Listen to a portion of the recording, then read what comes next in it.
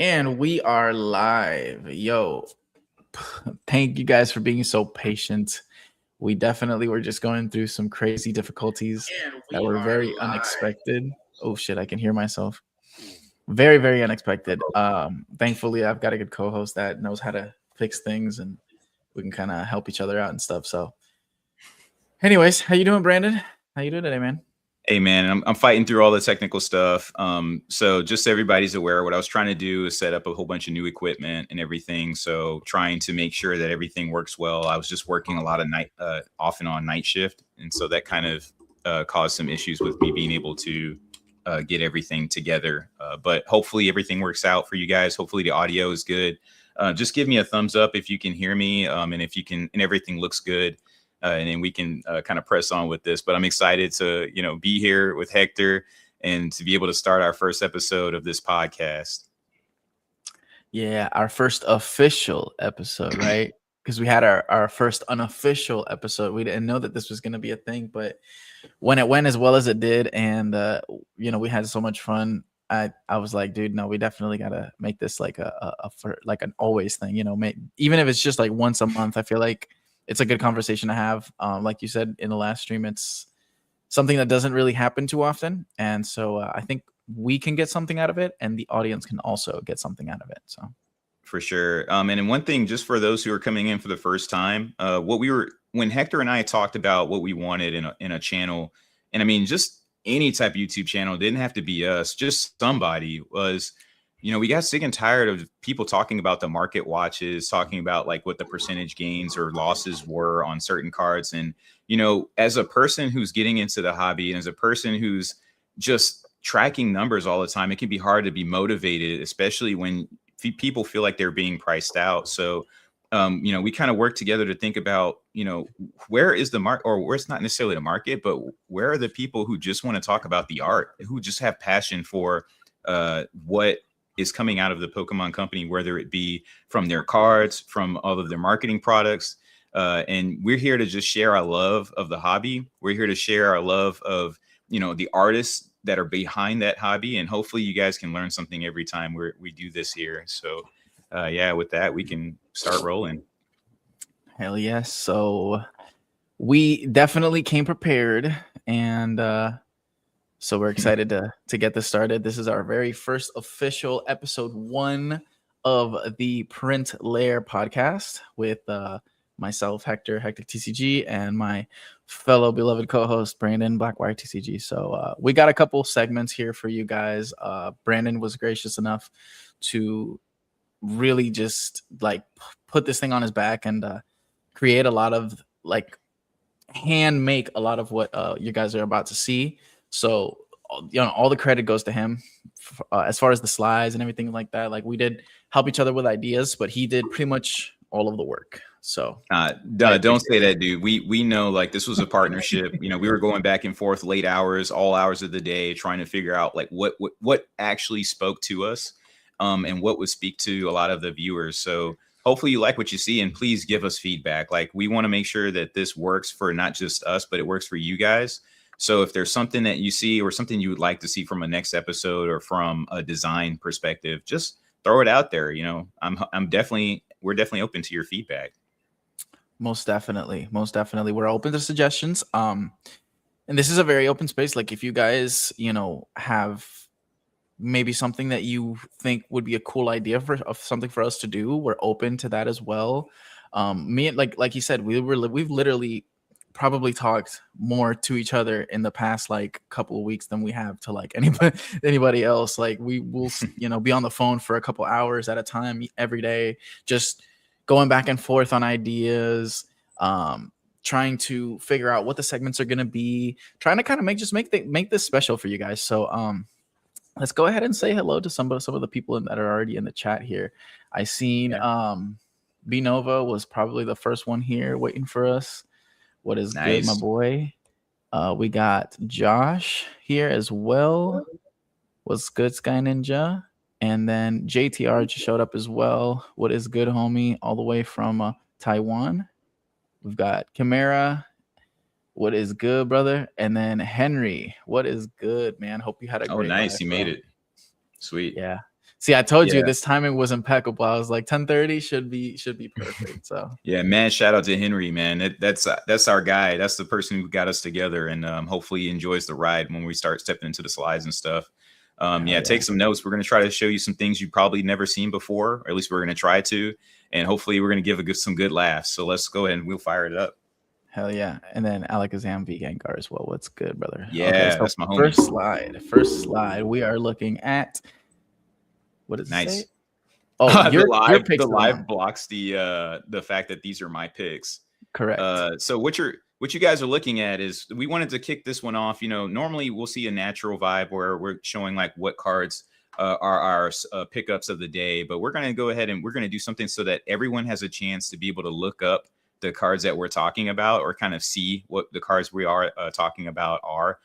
So the picks that I wanted to pick off first off for this month are going to be, first of all, the Pikachu Crown Zenith. It's a secret rare card that I wanted to share because it does something that is only about once a year of an opportunity, especially from a Pikachu stance. And one thing about this Pikachu card, I'll try to see if I can get you a physical version as well, to be able to share with you guys. Yeah, I'll get you up there. Did we just lose visual? Oh, we lost visual. Can you guys hear me? Yeah, we can hear you, but we can't see you. Can you hear me, Hector? Yeah, I can hear you. Can you hear me? Oh no. Anyways, everything off of my phone. So Brandon has been picking up, and it's funny because I keep mentioning this over and over. But every time that Brandon has pickups in the show off your cards section of the Discord, like, I swear this Pikachu right here, dude, is pretty much in it every single time. I see like 5 of these easily in his pickups every single time. And then the Zekrom, I do love this trainer gallery. This is a beautiful card here. Oh, snap. Oh, he's gone. Well, it's okay. Solo show. But I think I did lose the slides. He took the slides with him when he left. So, but since he's gone right now, I will go ahead and get into my pickups. They're also in a slide, but I do have them here physically for you guys to see. So mine, first things first, is gonna be this Latias trainer gallery from Crown Zenith. Beautiful card. I love the fact that it makes it feel like familiar, because you've got the Latias. I don't know if you guys can see it. I know the light's a little bit strong here, but it's kind of like tangled up in people's laundry. And I just find that for it being a Crown Zenith card, I think it's criminally undervalued at $10. I know that it was cheaper at one point in time, but right now with these prices that we're seeing, definitely something that deserves a lot more praise than what it has. And the next one that I have as well here is this Growlithe from the Radiant Collection. These foils, I'm gonna let you know, bro. These foils are absolutely insane. I know I sent Henry because I bought this one when I bought the one that I sent Henry. Shout out to him. The Cinchino with the kind of like the bow foil over here. This one, I don't know if you guys can see it, but it has hearts and flowers, and then it's got like the star foil pattern. I love when Pokemon does these types of foils and like those special types of foil patterns, because you look at the Japanese, and I probably have some on here that I can show you, but you look at Japanese cards, brother, and like, it's amazing because they get the best stuff. They really do. They get the best foil patterns. They get some things that we will never see. And I think it's unfair. I know another good example is the 30th. Yeah, the 30th anniversary Japanese cards. They got those the Pikachus. It looks like the Pikachus for the 30th in Japanese get the crazy cool foil patterns and everything, but unfortunately we don't get that kind of love in English. So I'm actually looking here. Here we go. Perfect example.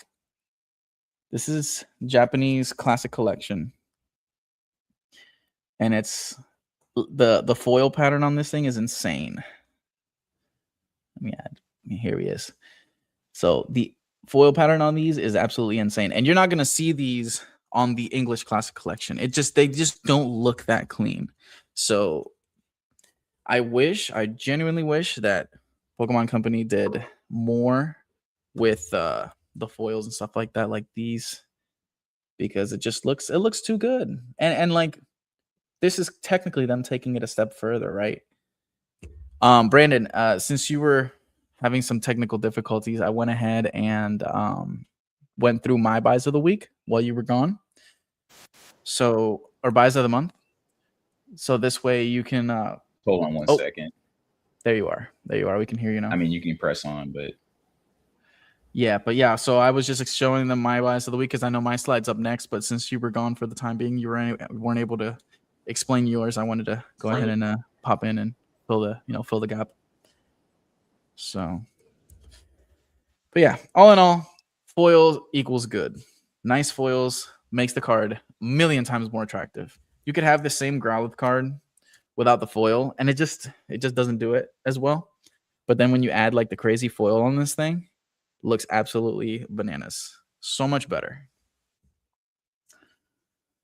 I don't know if you have the slides ready. Oh, you lost your audio again. Yeah, my apologies, guys. Brandon definitely got a lot of new equipment, and like we probably should have tested it out beforehand and gotten everything ready and stuff, but it's all good. We're gonna figure it out as we go. This is only episode 1, so you got plenty of things we can learn from it. You good there, buddy? I can't hear you.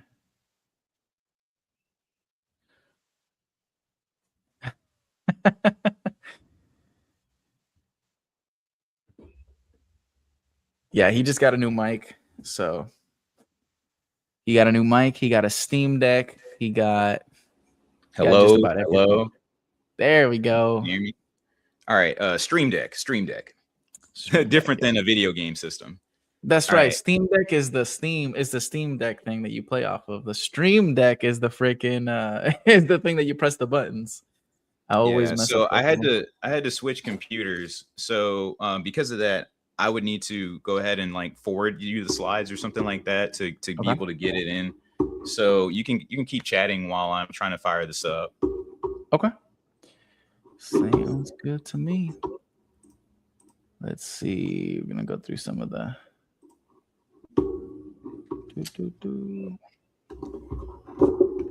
Yes, sir. Discord crew, all of to Henry for connecting all of us together. Yes, sir, indeed. Definitely. Yeah, and guys, throw in questions in the chat while we're trying to get this stuff together if they're not already. Here we go. We got one right here. Yeah, I'm happy to. Question for later. Yeah. Sorry, my bad, bro. Question for later. What are each of your guys' favorite modern era cards? One card and why? That's a good question. I haven't really, what's crazy? I haven't really thought about that too much.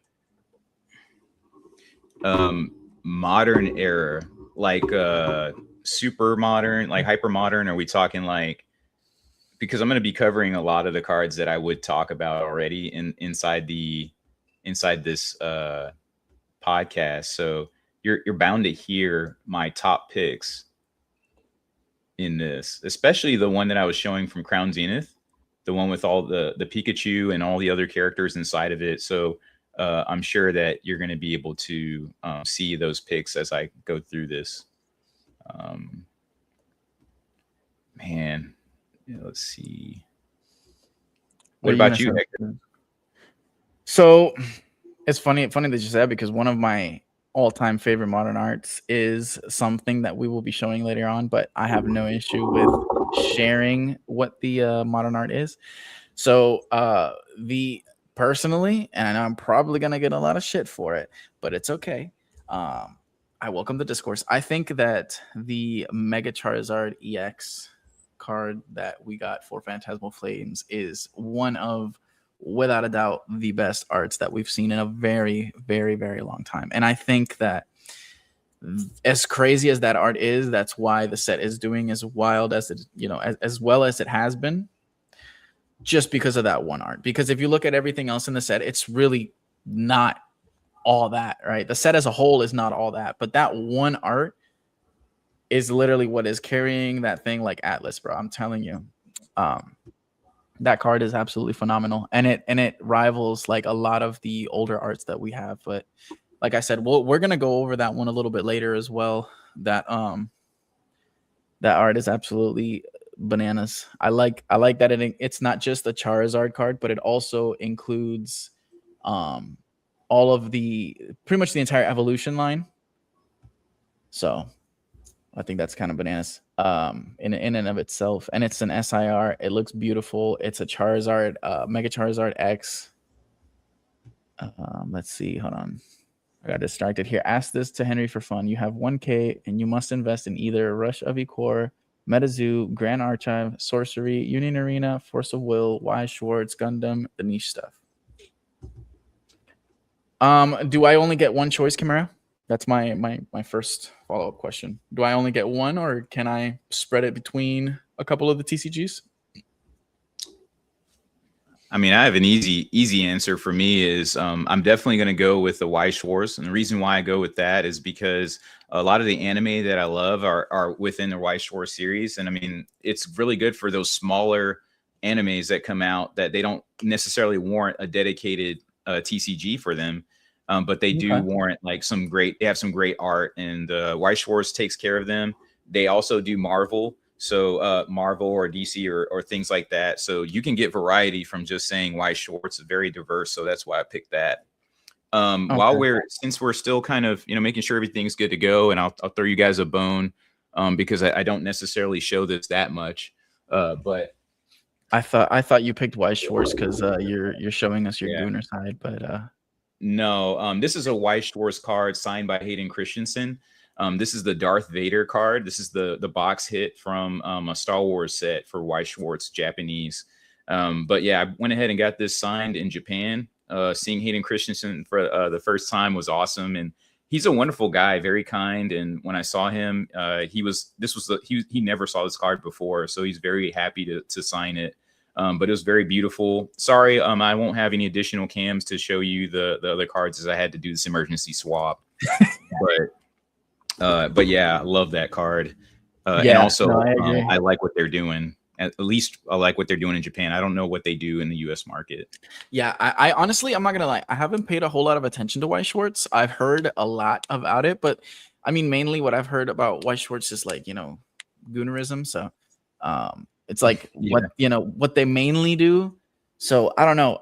Personally, if it was my choice, right, I would have gone. What I was gonna say was Union Arena, and that's because it's like the big, it covers the big animes like the shonen and stuff like that, and that's pretty much all that I watched for a very, very long time. So personally, that would be my choice.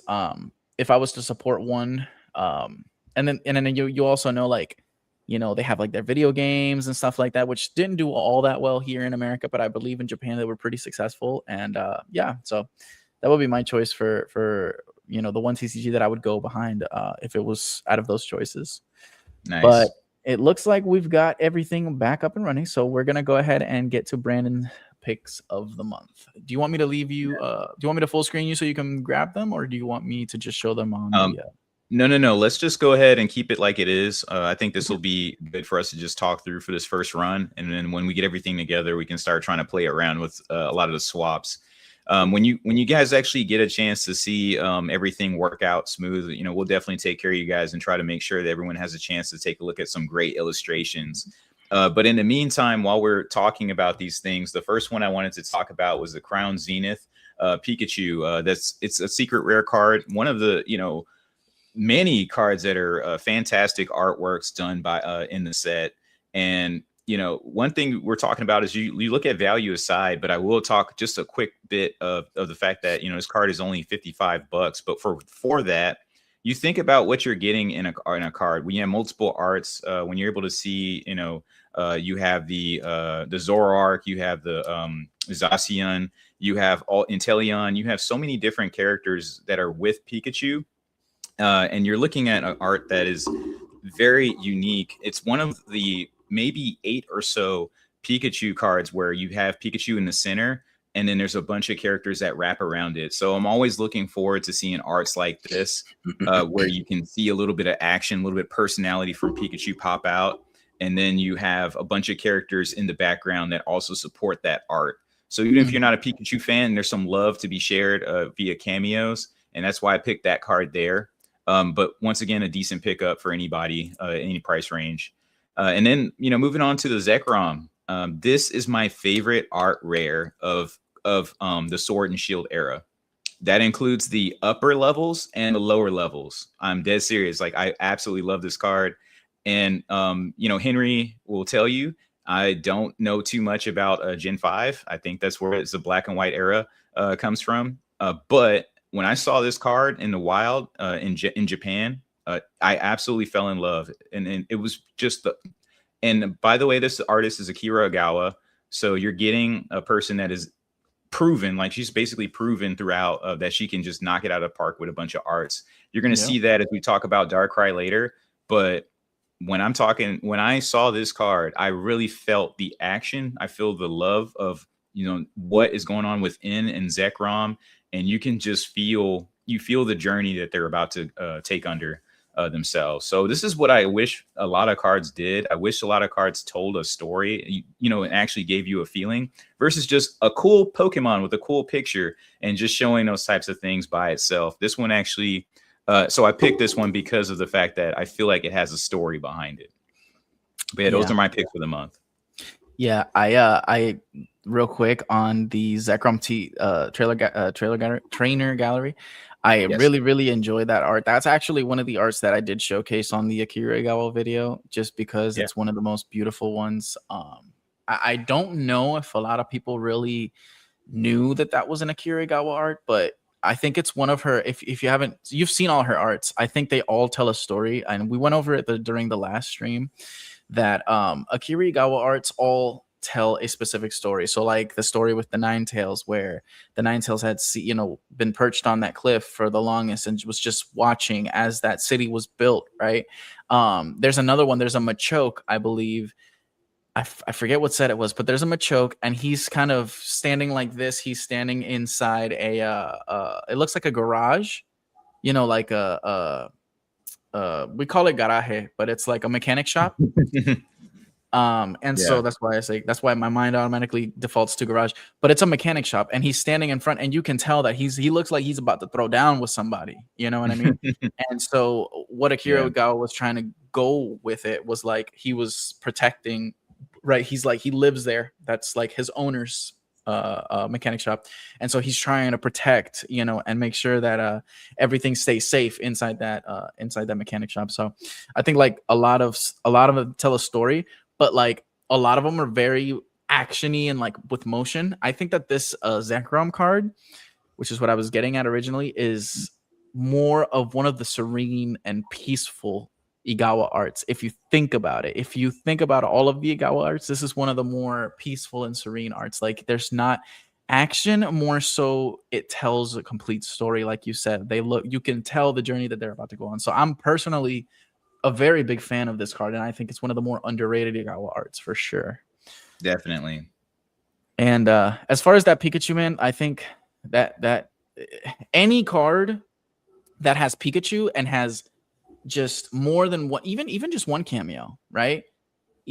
Any card that, it doesn't even have to be a Pikachu, right? Take the Pikachu out. Any Pokemon card that has a cameo with another Pokemon card, like I think another one that I think of that's an Ogawa art as well is, and this one actually shows both. I wish I would have put it together here so I could show you guys, but maybe I'll do it later. There's a I think it's a Magmortar and an Electivire card.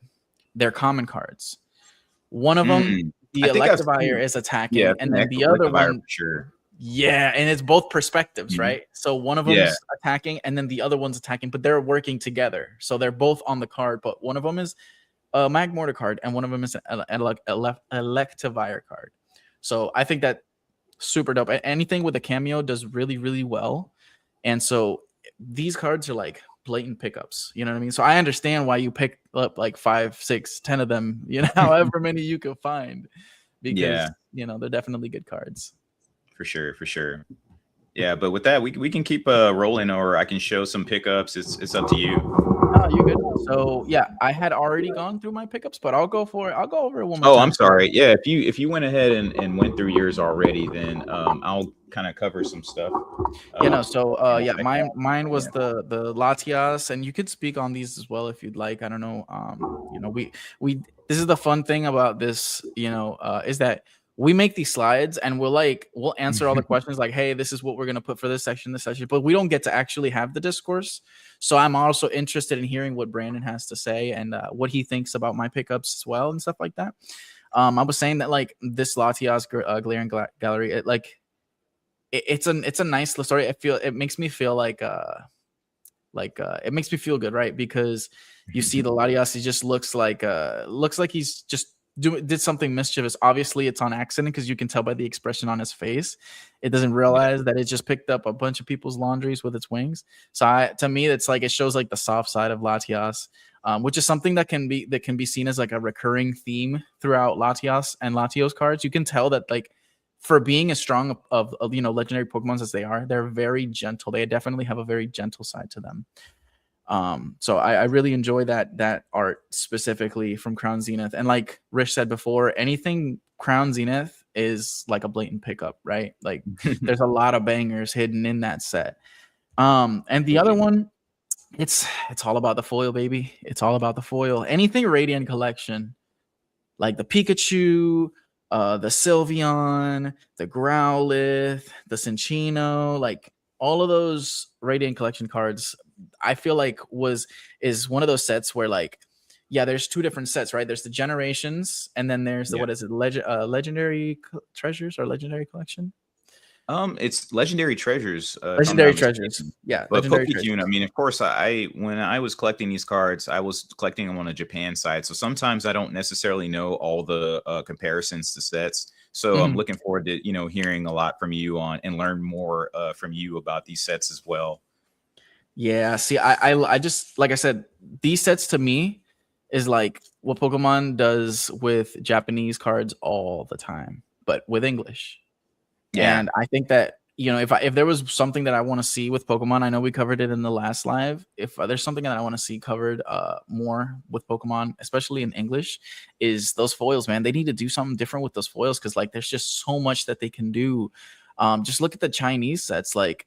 They have the rotary foils. They have the star foils. Sometimes they have a heart-shaped foil pattern. Like there's so many different things that they do with it, and I just think that they're sleeping on it quite a bit. But yeah, I'm curious to hear what you have to say. I mean, I'm sure you already know how I feel about the Prismatic Evolutions, Pokeball Hollows, and things, Master Ball Hollows, and those types of cards. But it just shows that they have a chance. The Pokemon Company has a chance, opportunity, and they show it in their previous sets that they can make beautiful art. Like it's not hard. It's not like they don't have the design. It's not like they don't have access to the foil. It's not like they don't know what people want. It's just that I think they are trying to do things to not overload or overstimulate people. But one thing I think they're missing, especially when they're talking about an investment in the half arts, is if they actually did put into the half arts a lot more quality, people will want to rip packs a lot more, which is exactly what the Pokemon Company wants.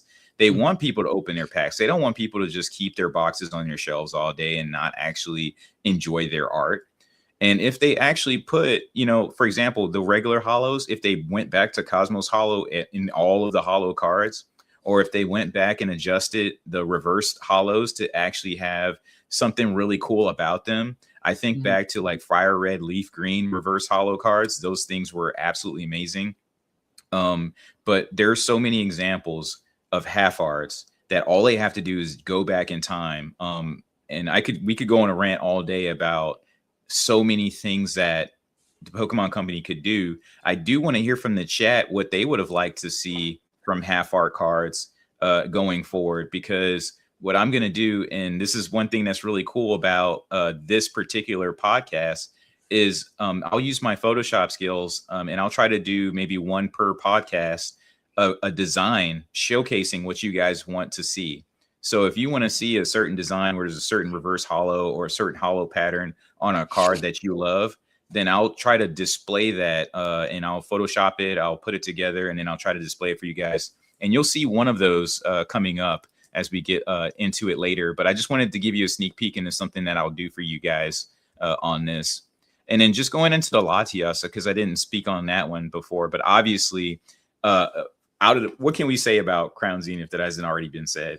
But I can tell you, like, one thing that I hope people understand is the set that everyone is asking for is already here.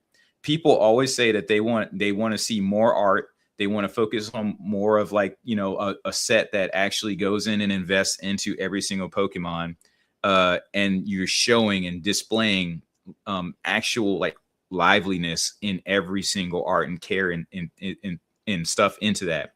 People said they wanted to see more exposure of a set, and more prints, more being able to open the packs, values that are more flattened. That's what Crown Zenith was. You know, you opened the back then. We had so much Crown Zenith, people just were leaving it on the shelves, right? They felt like they had pulled every card that they could. But I mean, the set was huge, but your access, your hit rate was extremely high, probably one of the highest hit rates for an actual feeling of getting hits of all time. So I definitely recommend, if you're coming in for the first time and you haven't opened any Crown Zenith, open it. I strongly recommend it. You'll enjoy yourself. But yeah, as far as art goes, Latias, fantastic card there. I wish they did one for Latios as well. Yeah, I agree with you 100%, bro. You said it so eloquently, but yeah, pretty much. What can we say about Crown Zenith that hasn't already been said? But we'll go ahead and continue on to the next slide. I'm so excited to get into this. So here we're doing our illustrator highlights. We both picked an illustrator to talk about, and we're gonna go ahead and get into it. Go ahead, Brandon. Yeah, well, shout out to Jodo Jake. He did in his Cards and Coffee. He highlighted this illustrator as well. One of the first videos I saw for him, and I really appreciate him for highlighting this to me, because ironically, I had these cards before, but I didn't know that, and I didn't pay attention to who these artists were. I just thought it was a convenience, or like it was very ironic that, and if you could cut to me, I think you can, that these cards all kind of had the same idea, but I didn't know they were the same artist. And, you know, these blew my mind, absolutely blew my mind, because they do something that you don't really see. I'm sorry that the focus is kind of, you know, slow to adjust. Oh, there we go. So these cards do something that you don't really see a lot, which is that they acknowledge the third wall. I think fourth wall. Sorry. They acknowledge the fourth wall. So it feels like they're coming right at you. It's something. And then also the art feels like hand drawn, something you haven't seen in a long time, you know? So just looking at these cards, I mean, obviously beautiful Neo Kabutops here. And once again, charging straight at you. You feel that urgency to get out the way from these characters. So I had these, did not know they were all the same artists. Shout out to Jodo Jake for highlighting that for me. Looked in my binder, picked them up, and what you see here is my plan to slab all of these with these Gemming slabs. So shout out to them. But they focus on the art, and hopefully you guys will be able to start shifting your focus to more of the artwork instead of the numbers that are on your slabs as you start to continue your collection. Another point, I do, of course, have the Mewtwo there. If you guys didn't know, I'm a Mewtwo collector connoisseur of some sort. But Masago is like very good at, I would say, dramatic lighting, very good at where they want to position themselves against the characters. You also see here, Masago was responsible for the first Moonbryon card, which is the I know it's a Neo era, but because of the fact there's some differences in English and Japanese, can't tell you which particular set it might be for you, like Neo Discovery or something like that. But one fantastic card that you definitely should get your eyes on is that Umbreon card if you haven't seen it already. But as I mentioned before, aggressive art style, the question marks there is basically my idea that if you see a Masago card, it looks like it's about to attack you. Like you look like you're about to be done. And if you haven't seen that Scyther card as well, take a look at that card. It's just a regular, it's non-hollow, but that Scyther is absolutely vicious. So just throwing out there that those are my highlights. I'm looking forward to seeing yours, man. Or getting your comments too, dude. Oh yeah, no, I was just looking at this Mewtwo, the Masago Mewtwo, and it literally looks like he's about to like Kung Fu Master Karate kick you in the face. Yeah. Yeah. One thing about that card, and I didn't notice it until I picked it in person. You know, honestly, I didn't even like that card initially, that Mewtwo card. I want to say it's Expedition, but I didn't like it initially. But once I've had it in my hands and looked at it, you know, of course, I'll pull it up for you guys. Once I actually got my eyes on this thing, I couldn't take my eyes off of it. It just does something. It does something to you. If you can cut back to me, I'll show this to you guys. Yeah. So you can kind of see that lightning strike just shining. That hollow pattern just pops so much. Absolutely beautiful card there. But yep, yeah, gotta have it for my collection, of course. Yeah. Another card that I'm a huge fan of is the Skarmory. And then I also think the Kabutops looks absolutely wicked. Looks like he's about to slice you like some like Freddy Krueger style of art. So and like I said, like you said, we're the first Moonbreon right there at the bottom right, almost first card to last. Yeah, absolutely bananas, bro. That's a true Moonbreon right there, right? Yeah. But I definitely like their style. It looks very vintage. Like you could just see it from a mile away and know that this is one of the more OG artists in the Pokemon game. So yeah, for sure. Let's see what we have next. And so this is my pick for today. This is Uninori. And as a lot of you guys know, this is my favorite artist, my favorite up and coming artist right now. Right, you've got your Kondas, you've got your Masagos, you've got your Igawas, and like those are all great artists, right? But when we're talking about an artist that has more recently came in and just made some killer arts and maybe doesn't get as much recognition as they should, it's definitely Uninori. They're very like their most well-known card right now. Their two most well-known cards, I would say, is the Meowth from Phantasmal Flames, which is the one that you see here in the middle left, the very left in the middle. And that's for the Phantasmal Flames Meowth. And then the second card would be in the top left. There is the Team Rocket's Nidoking from Destined Rivals. Ooh.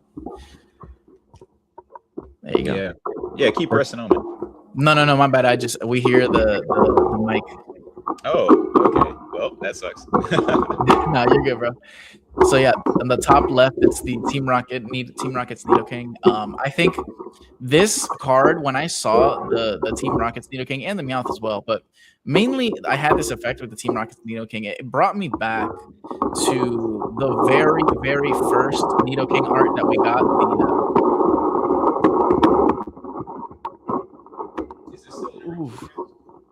Oh yeah. No. I can hear it loud and clear. You're good.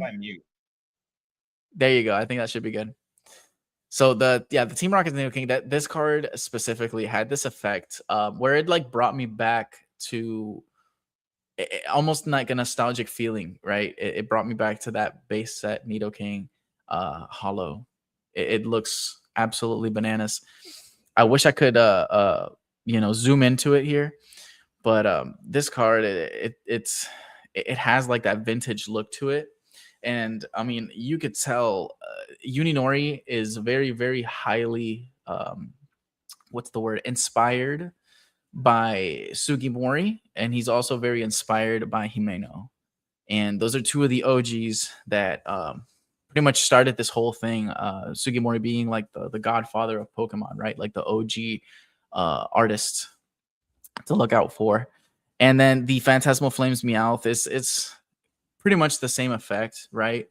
And along with a lot of these other cards that you see on here, if you look at the bottom right, that Grottle there, that was their very first card ever illustrated in the Pokemon TCG.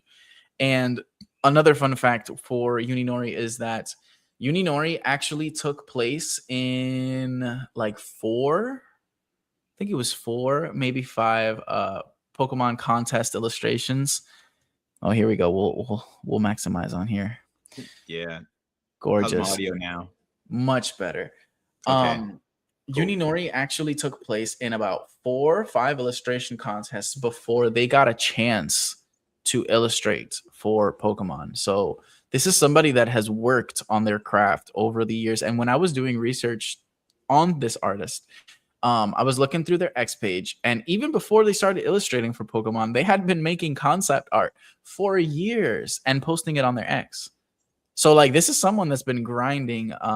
And like I said, you could see in their art, they're heavily influenced by like the OGs, you know. Their arts are all watercolor based arts. They're all hand drawn and then copied onto the computer. So I don't know, like I could go on forever, but I'm gonna go ahead and pass the torch to you, Brandon. This is like you could tell, like this is one of my most favorite modern illustrators, like for sure, newer to the game. Don't have that many cards. I mean, you guys are seeing the majority of it, but they're, you know, definitely somebody that you don't want to sleep on. And if I was to see, you know, within these next upcoming chase cards, I think I said it, and I don't remember if it was me and Brandon that were just talking, or me and or maybe I was talking with Shug. But I was saying that, dude, if we were to see like the Rayquaza from that new set drawn by Uninori, that would be absolutely bananas. You stole the words right out of my mouth, man. That would have been my comments exactly. I mean, if we're talking about who should have the reign to do a mega Rayquaza, you know, for the next set and really be able to knock it out of the park, I would have definitely picked them. I think if it is the spelling, if it is the pronunciation of how a Japanese person would pronounce it, it's Uninori, but I'm not going to try to mess with you on that one, because I mean, sometimes they do Westernize the way that they pronounce their name. So, you know, it is what it is. Yeah. But the same points that you shared. I mean, we all wish that we could have more art from Ken Sugimori, right? And it reminds me of, you know, if we were talking about Dragon Ball, of course you would want your art drawn by Akira Toriyama. You know, it's synonymous. Mm-hmm. And to us, it would have been Ken Sugimori to give you that same vibe that we could have had. And to me, the ultimate gift they could have given for Ken Sugimori would have been the 30th anniversary, to give him a chance to come back and illustrate the 30 Pikachus, or perhaps some of the main sets for the 30th, or the main cards that came out redesigned in his vision. Mm-hmm. watercolor style. And of course, number 2 being, if you can get Uninori out, then that would be great to see them do some type of hit. But even their half arts, I absolutely enjoy it. I absolutely love the Tauros. I love the Nidoking. I love the Kadabra. I mean, these are just fantastic pieces of work. I think you're showing a Nidoking because of the style, but yeah. Yeah, no, definitely. This is a This is a Ken Sugimori card. Yeah. So just like you compare the literally minimize my screen real quick. Just click on the top right here real quick. Hold on, I'll do it. And then compare this to what? I'm not in the... Compare this to that Nidoking right there. They look very, very similar. Like that style is almost identical. So like we're talking about Ken Sugimori. This is the closest we're gonna get. You know what I mean? And I'll take it. I'll happily take it. He does a very, very, very good job. Yeah, definitely. Yeah, knocked it out of the park. I think you're going to do a dedicated video pretty soon, right? Yes. Yeah, I don't want to steal your thunder away from this one, so we'll wait for the release of that. Yeah, I'm excited. Definitely should be out pretty soon. I'm excited for that one. That's awesome. a personal one that I've been wanting to make for a while now. I was just taking, you know, people kept giving me suggestions on different illustrators, and I'm like, you know, okay, let's do that, or you know, whatever. But yeah, I finally get to shine the light on this artist a little bit, and hopefully we can pump some of their cards. So yeah. I just want to say to chat, I do see and acknowledge like some of the comments about like the swirl underhands for the Mewtwo. I do love me like a good swirl positioning for a lot of Pokemon and stuff, like especially for these arts, because they just enhance the cards themselves. It goes back to my point about the fact that Pokemon companies should invest more in those half arts, the holo rares. They should invest more into them, because there's so much that we're missing. We have Cosmos Holo promos every now and then from Costco, from Best Buy, etc. But they have a chance to do that directly. I mean, I would rip for sure if I had a chance to be able to get something like that, or to have some flavor to each of the cards. we mentioned the swirl, but it doesn't have to be a Cosmos Hollow swirl. It could be something else that they come up with that'd be cool. Like, for example, like a little master ball that it just so happens that the way you look at the hollow, it might be a master ball, a Pokeball, or whatever. And then, or it might be a random, like of the hollow foil, there's only a random chance of it getting a master ball somewhere. And then you are able to, when you shine it, you can see if there's a master ball in the back or not. Just to add to the variety. I think those things would be really cool. Yeah. Yeah, for sure. And yeah, Rich makes a good point. It's sad that some people in the hobby look like they're never going to get to experience this. But like, that's exactly my thing is like, yes, these arts, like they'll always be around, right? We'll always be able to teach people about these arts if we want to. But like, we get the next best thing, right? They get somebody who is heavily inspired by these people who will be making arts that are kind of have their modern twist to them, right? Because they're illustration rares. They're not just hollows anymore. But they get a touch of that, you know, and then hopefully they get to fall in love with it like we did as well. Yeah. And then I know JTR is like, sorry. And the comment on that is just to pile on top of that. I mean, that's why we're here, dude. I mean, we put this together because, you know, we got tired of seeing the same thing. Okay, got it. Ascended Heroes, freaking, you know, Mega Gengar. Everybody's seen it. That's great. What are the other arts that are out there? What are the other, you know, cards that people are missing? So you're hitting it right on the head. People just don't know a lot of cards exist. And so it's hard for people to even know that there's stuff out there that's not going to kill your bank. That's beautiful, you know?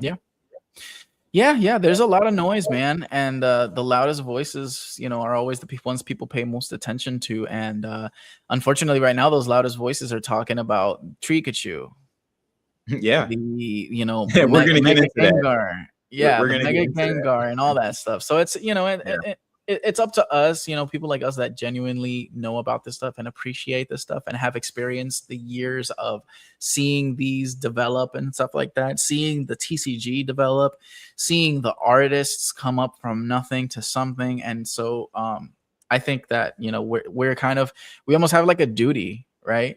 Because we enjoy this so much to give it to these people, to be able to to be able to teach these people and put them on game. You know what I mean? Yeah. I mean, yeah, you guys hopefully just strap in, enjoy the ride. And then while you guys are at it, please, you know, like, comment on the video, and comment after it gets posted, of course, but you can comment now if you want. But, you know, just like it, subscribe to us, because I think as we start to develop things, sorry for all the like little technical things, but, you know, after we get rocking on this sucker, we're going to try to take this and start investing into what you guys want a lot more as art. So focusing on the art. Hell yeah. So let's go ahead and get into our next slide, because I'm really excited now. I'm pumped up. Yeah. So first, this or that. Brandon, if you want to start us off, go ahead and let us know what the I was about to say Gengar. The Darkrai on our left, but their left too is that we're seeing here. What set is that from? So the one thing I'll share, I think Dream Shine from the Darkrai that you're looking at 025 for the Japanese portion, and then Mega Darkrai EX, of course, going to be coming out if it hasn't already in English, but for Japanese already out. So definitely Abyss Eye. You could check out that set. Everyone's talking about, of course, the Mega Darkrai EX, but I want to share what is this for. So we just got done talking about some of the highlights for the month, and this portion is called This or That. So the idea of This or That is take the money out of the picture. Okay, we want you guys as viewers to start looking at the art for what it is, and just find for yourselves. I'm going to talk about my position on this one here. I'm going to hear Hector's position, but definitely want to hear you guys' position as well about what do you think, what your perspective is as far as which art do you like more, you know? So when I look at these two arts, I'm more of a fan of the Dream Shine collection card for the Darkrai, just because, and even though I'm an Nagawa fan all day long, I love how they depict this character. And, you know, as far as just the regular Darkrai, you feel the fear, you feel the darkness that is within and around that card. Don't get me wrong. There's some fear and there's some darkness in the Mega Darkrai. And honestly, there's something that you can dissect. There's a bit of a nuance here, because I fight with myself to figure how in the world would someone depict Mega Darkrai EX, because I'm not a fan of the Mega version. Just personally, I'm not. But art for art, and one of the things, like if you can cut to me so I can kind of show you there's a difference in how this looks in English and Japanese. In Japanese, you get more of a sparkle hollow effect. Oh, I love that. I absolutely love that. It's a lot more pronounced. I want to say it's Tokia, just looking at it's Kawaio is who does this one, but Tokia and Kawaio have a very similar art style here, and this one's Kawaio, and looks very like a pastel kind of feel to it, but absolutely gorgeous. When you look at it in English, it's very different. It's a kind of a flat hollow. It looks like they put a hollow film on the front of the card as if it was a knockoff card. So I understand why people wouldn't like this in English. But yeah, I personally would have to pick this up if you wanted to, in my opinion, in Japanese over English, just to enjoy the art a lot better and be able to see it without seeing that reflection of like a oily look to it. Yep. But yeah, curious about what your thoughts are for this one or that one. Yeah, I mean, it feels, Brandon, like we are just two peas in a pod. We definitely share a lot of the same opinions when it comes to this stuff. Like, you literally just hit right on my point of what I was saying earlier. Just English gets hoed, man. You know, art wise, the cards, you know, the textures, the colors, they just look so much more dull in English, and then in Japanese, they're like bright in your face. The textures are, you know, texturing, the freaking foils are foiling, like everything just looks so good. You know, and then going back to like the 30th, dude, like you've seen the difference between the 30th Pikachus that we're getting in English, the 30th Pikachus that we're getting in Japanese. Yeah. Japanese all day, baby. You know, like those foils look absolutely amazing. The cards just in general always look amazing.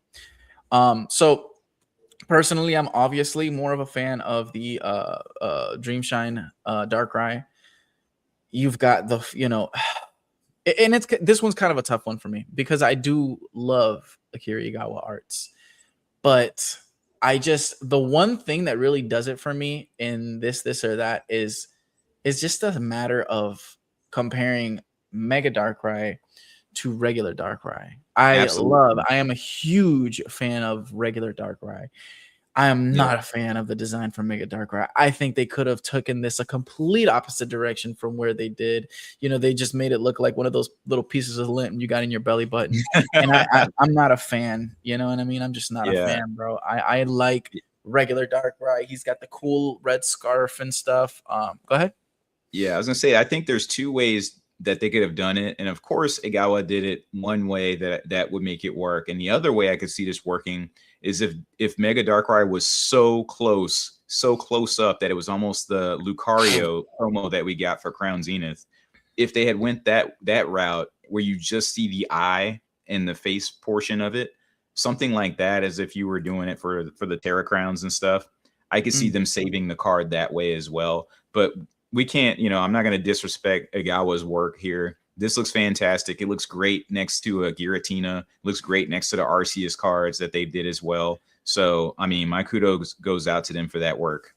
Yeah, no, I'm not talking about the card design. I was referring to the design of the Pokemon itself. Well, yeah, I'm saying I'm not a fan of the Pokemon, and one way to make an ugly Pokemon look a little bit better in this one, and I can't allude to what I was going to say before. Bag them up. You zoom it, like, so you either have them far out, so that you can't really see all the stuff you're not a fan of, or you put them so close that you just capture basically the head area and a little bit of the neck. Which I think she did amazing. Like, this is the thing. Nobody could have done as good of a job. Maybe Shinji could have done something crazy, like something crazy as well in his own way. But like, those are the only two artists that I could really see saving Mega Gengar. I mean, Mega Gengar. Here I go again. Mega Darkrai, the way that they have in this card. She did an amazing job. Like the fact that the set is called Abyss Eye. It looks like an eye, right? It reminds me of the Eye of Sauron from Lord of the Rings. Shout out Lord of the Rings. And it's a far enough distance to where I don't have to see the roundness. Like it's not 3D. It's more of a 2D thing. And so that kind of saves it from looking like, one of the Harlem Globetrotter balls. But that's beyond the point. I think the Dark Ride number 25 is just the obvious choice, in my opinion. It tells a story more so than it just being a beautiful piece of art that you can just hang on your wall. Absolutely. That's my thoughts. Yeah. So let's move forward here. And this is the next one. I was excited to do this one because I'm a fan of Sylveon, but I guess I'll go first on this one. Yeah, so you've got the Sylveon EX, and I believe, if I'm not mistaken, that is the new the Chinese exclusive, correct? Yeah, that's an exclusive for the newest set that's come out, or either coming out or came out, something like that. I haven't been tracking the dates yet, but yeah. Me neither. Don't worry, you're not alone. Or the Sylveon VMAX Trainer Gallery. And remind me, please, what set is this from in Japanese? Well, it's VMAX Climax in Japanese. It's Brilliant Stars in English. Okay, VMAX Climax is what Ascended Heroes feels like to the English market. So Ascended Heroes, you feel like you're getting a whole bunch of top tier characters that just get cycled into one box. And so the special set in Japanese was VMAX Climax. That one had a whole bunch of comprehensive cards that were released over multiple sets in English, all built into one awesome set. So the idea of like a upper gallery, lower gallery, a lot of those upper gallery cards were piled together, upper gallery and some lower gallery cards were piled together into one set. Freaking awesome. Highly recommended if you liked Crown Zenith or V-Star Universe, then you should definitely take a look at what is inside of the VMAX Climax set. Yeah. Okay. Yeah, that's what I wanted to know. I have to go with the VMAX Climax, Sylveon VMAX Trainer Gallery for sure. Any card, in my opinion, where you have Trainer and Pokemon is an instant dub for me, right? There are very far in between the cards that I think are better than those that don't include that same type of look or I guess aesthetic, having both the Trainer and the Pokemon. But another thing that puts me away from it and puts me off of it is, okay, if anybody can wear a Terra Crown and look good with it, it's Sylveon. But yeah, for sure. I'm not a fan of the Terra Crowns, and that's the one, and that's the part that does it for me, right? Yeah. And I mean, let's be real. The Terrestrial Festival looks so much better, in my opinion, than that one as well.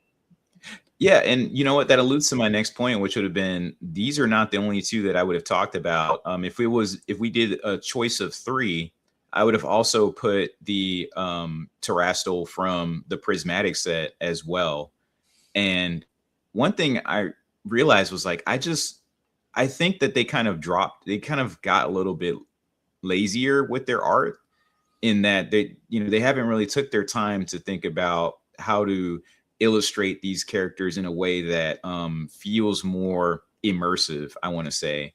The Chinese exclusive card kind of reminds me, as much as people don't necessarily think so, the Surging Sparks Pikachu hit. It gives me that feeling. And the reason why it gives me that feeling, not necessarily because of the old overwashed push that I put, or the way it looks here, kind of overwashed. But okay, what's the most obvious thing to do with a Pokemon? Put them in a field and let it send. That's basically what you get with this. And it's also something that you get even less from the Prismatic Evolutions version, where you just have a pattern. Like usually it's a cookie cut pattern in the background, which is basically a full art, and then your Pokemon in the front, and call it good. Correct. And sell it for $2,000. You know? Yep. So I definitely am a fan of the Sylveon VMAX. I made sure that this one had a chance to be highlighted, just because the blue popping off with the pink and the cherry blossoms flowing down, when you see that in person, and when you see the way that the shine, the reflection of the hollow foil pops off of the eyes and pops off of that blue, this is actually my favorite Sylveon card of all time, frankly. Really? Yeah. That's actually really interesting. What makes, I mean, I guess let's think of some other Sylveon cards that we could maybe include in this slide, and in place of this, right? Take away the Terastal and take away the simplified Chinese Sylveon. I think we should ask the chat. I mean, maybe the chat has some comments or things that they, as far as what they like from other Sylveons or something like that for different sets. Well, Henry likes it. Yeah. I'm not, like I said, I'm not a fan of the Terra Crowns, and I think that's like the main thing that does it, that kind of puts me off of it. I'm not a fan of seeing terrestrialized Pokemon. JTR, he's out there in the weeds, you know what I mean, and he doesn't even like the new exclusive Chinese Sylveon. I love the other Sylveon Chinese exclusive. Which one? The other? Probably talking about when they're like the one where their Umbreon is like laying down in the grass, and then there's like a couple other arts. It's a lot smaller. They're not terrestrial. Oh, I think they're talking about the Gem Pack Sylveon. Yeah. Okay. Gem Pack 2. Yeah, Gem Pack 2. That's exactly what I was thinking. Okay. Mm-hmm. I guess I can see where you're coming from, Brandon. I don't think that one would do it either versus the VMAX from VMAX Climax. I just don't think it does it. Do you have any more comments on the slide here, or are you? No, man. I feel like it's my fault, but I feel like we put everyone behind with all my technical issues. So I want to go ahead and we just press forward, because we did add on some extra decks into this, so we do have a lot more to talk about. No, you're good, bro. You're good. Trust me. Like we're getting into it. We're, this is our very first official episode. You did get a lot of new equipment, and we haven't had a chance, other than once before this, before today, to actually get everything together. And so you're good, bro. Don't worry about it. If you want to kindly start us off, because this or that, then this is a little bit of a foresight. This is going to move us into the next section, which I think might make a lot of people either happy or unhappy. So let's go ahead, Brandon. What you got for us today, brother? Yeah, so this is the idea from this one is, and once again, my goal for this channel is really to get people to step back and actually take a look at the art, right?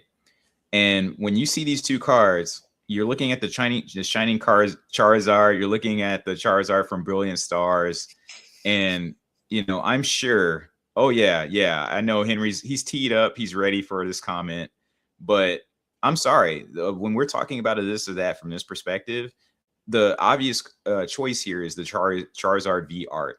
I have always been a fan of the Charizard V art, even in Japanese when it was roughly $40, $50. I was picking those cards up every single time I saw them. Just so you know, I actually own the Shining Charizard as well. But I can tell you, I picked up that card once and never looked at it again. So after maybe about 3 years, I went ahead and sold it. I don't even think about the fact that, or I'm not even concerned that I went ahead and let that card go. I don't feel anything from looking at it. One thing to note is you look at what is actually going on in the Shining Charizard's background. Everyone argues that the Charizard V alt is not a great card because no one wants to see a Charizard from behind. And yet people are willing to spend thousands of dollars on the Shining Charizard that's doing the exact same thing, and you can't see it. So it's almost like you're paying for a cameo. It's a cameo of a Pokemon.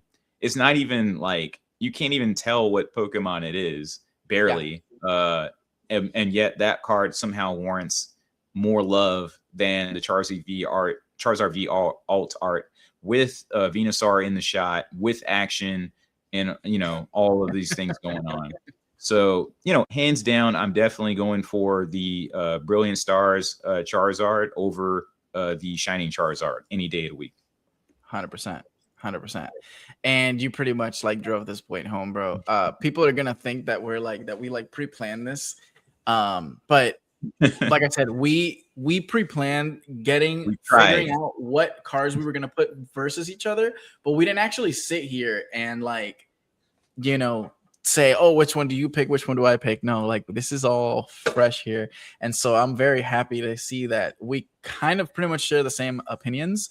The crazy thing is like, okay, we have to understand there's a difference between something being good and then people thinking something is good because it's old, right? I feel like the word vintage carries a lot of weight and sometimes a little bit too much, because I look at this Shining Zard and like you said, it feels like I'm looking at the shadow of a Charizard. It doesn't even look like I'm looking at a Charizard. Like you could see the silhouette. This isn't, you know, like it's not good. That's just my opinion. You know, you could hate me for it, but the Charizard V, this is a whole scene. This is a Charizard and a Venusaur that are literally fighting one another. And if I'm not mistaken, there are other cards as well that are not this exact card. Obviously, there's the, you know, you can see the Venusaur's perspective as well, but there's also other cards that kind of encompass the parts of the story, and they put them, and then you take those cards and you can kind of see what happened.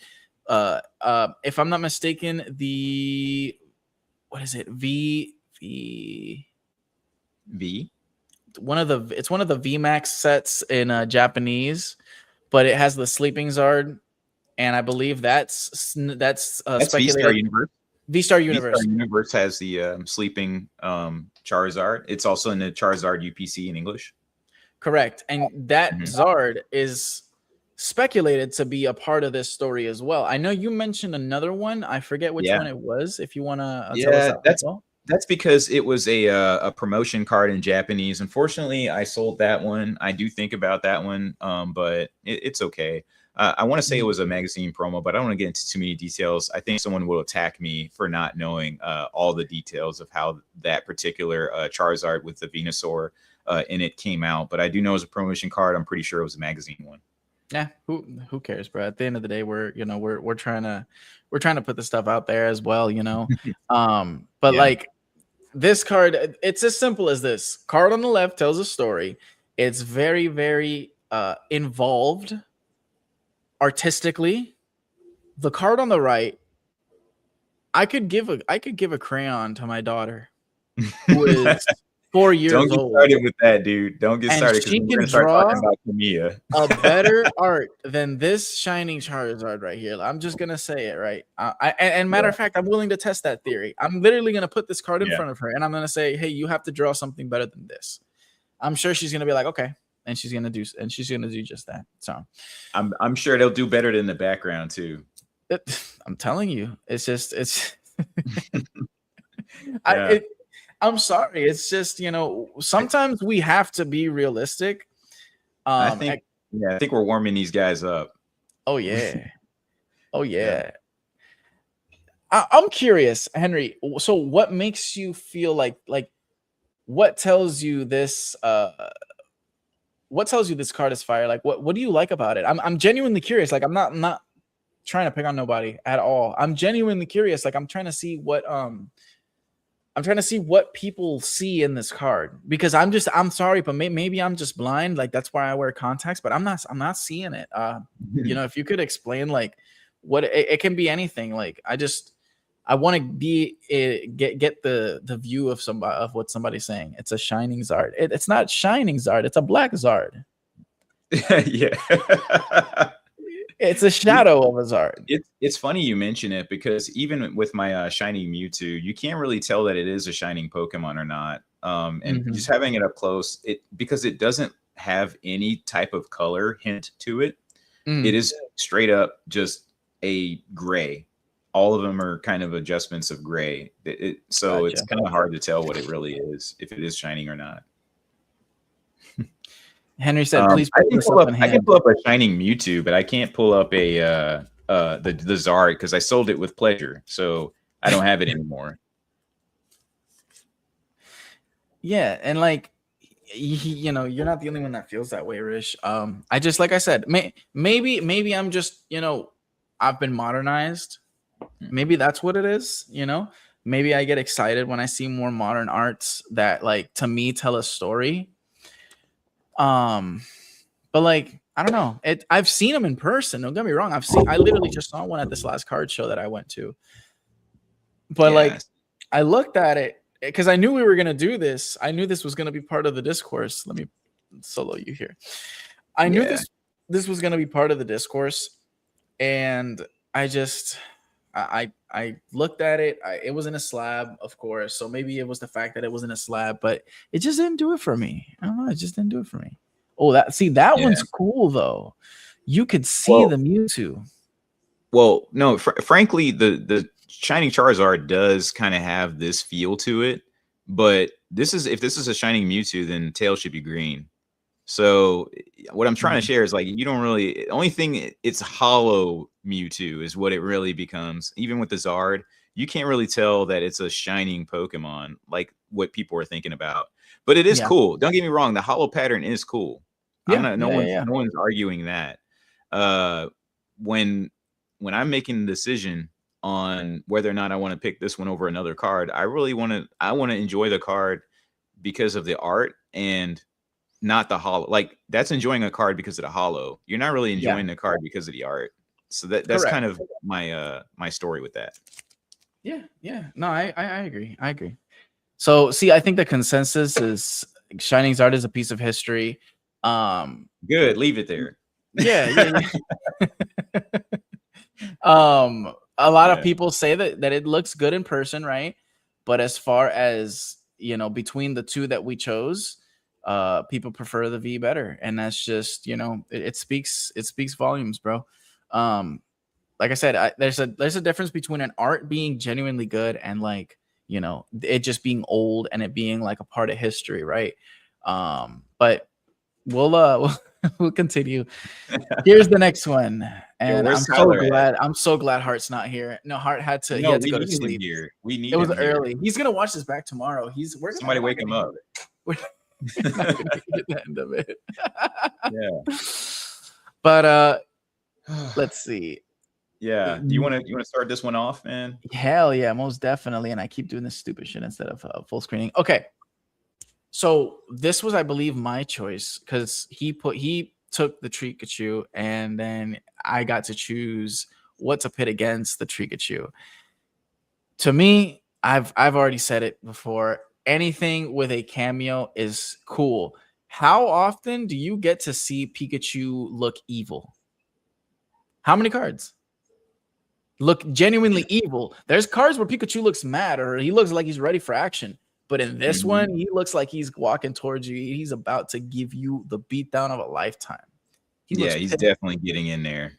Yeah. Oh my God, Clarnachu, perfect. Yeah. If you want it, you're definitely going in. You're putting in some work on your wallet for sure. Oh, for the first one, the one that I'm talking about? Hell yeah. No. Sorry. Henry's moving fast forwarding on you. Sorry to throw you off, dude. No, you're good. Clarnachu. Yeah, bro. No, for sure. This is I don't know. I don't see why people are gonna spend a whole lot of money on this card. It's super, and it's not even the fact. Like, let's take price out of it, right? Let's take price out of it completely. How many cards have we had where Pikachu is sitting in a forest? And how many iterations of cards of Pikachu in a forest that genuinely look better? Sleepy looks so much better. It shows the Pikachu and its trainer sleeping in this probably the same forest for all we know, because we don't see anything outside of just them sleeping on the floor. But like, there's so many cards that are just eons better. The one on the left, on the other hand, how many cards do you have these specific 3 Pokemon together? Electabuzz is genuinely a goated Pokemon. Jolteon is my favorite evolution. He's the coolest of all EVs in my opinion. And then you've got, like I said, how many cards you got? Pikachu, where he genuinely looks evil, like he's ready to just give you the business, I think this card, the card on the left, 100% Pikachu XY Pikachu is eons better. And Tyler, I know you're gonna be watching this, brother. I'm sorry, but that's just somebody wake him up. But what you got for us, bro? What do you think? What are your thoughts?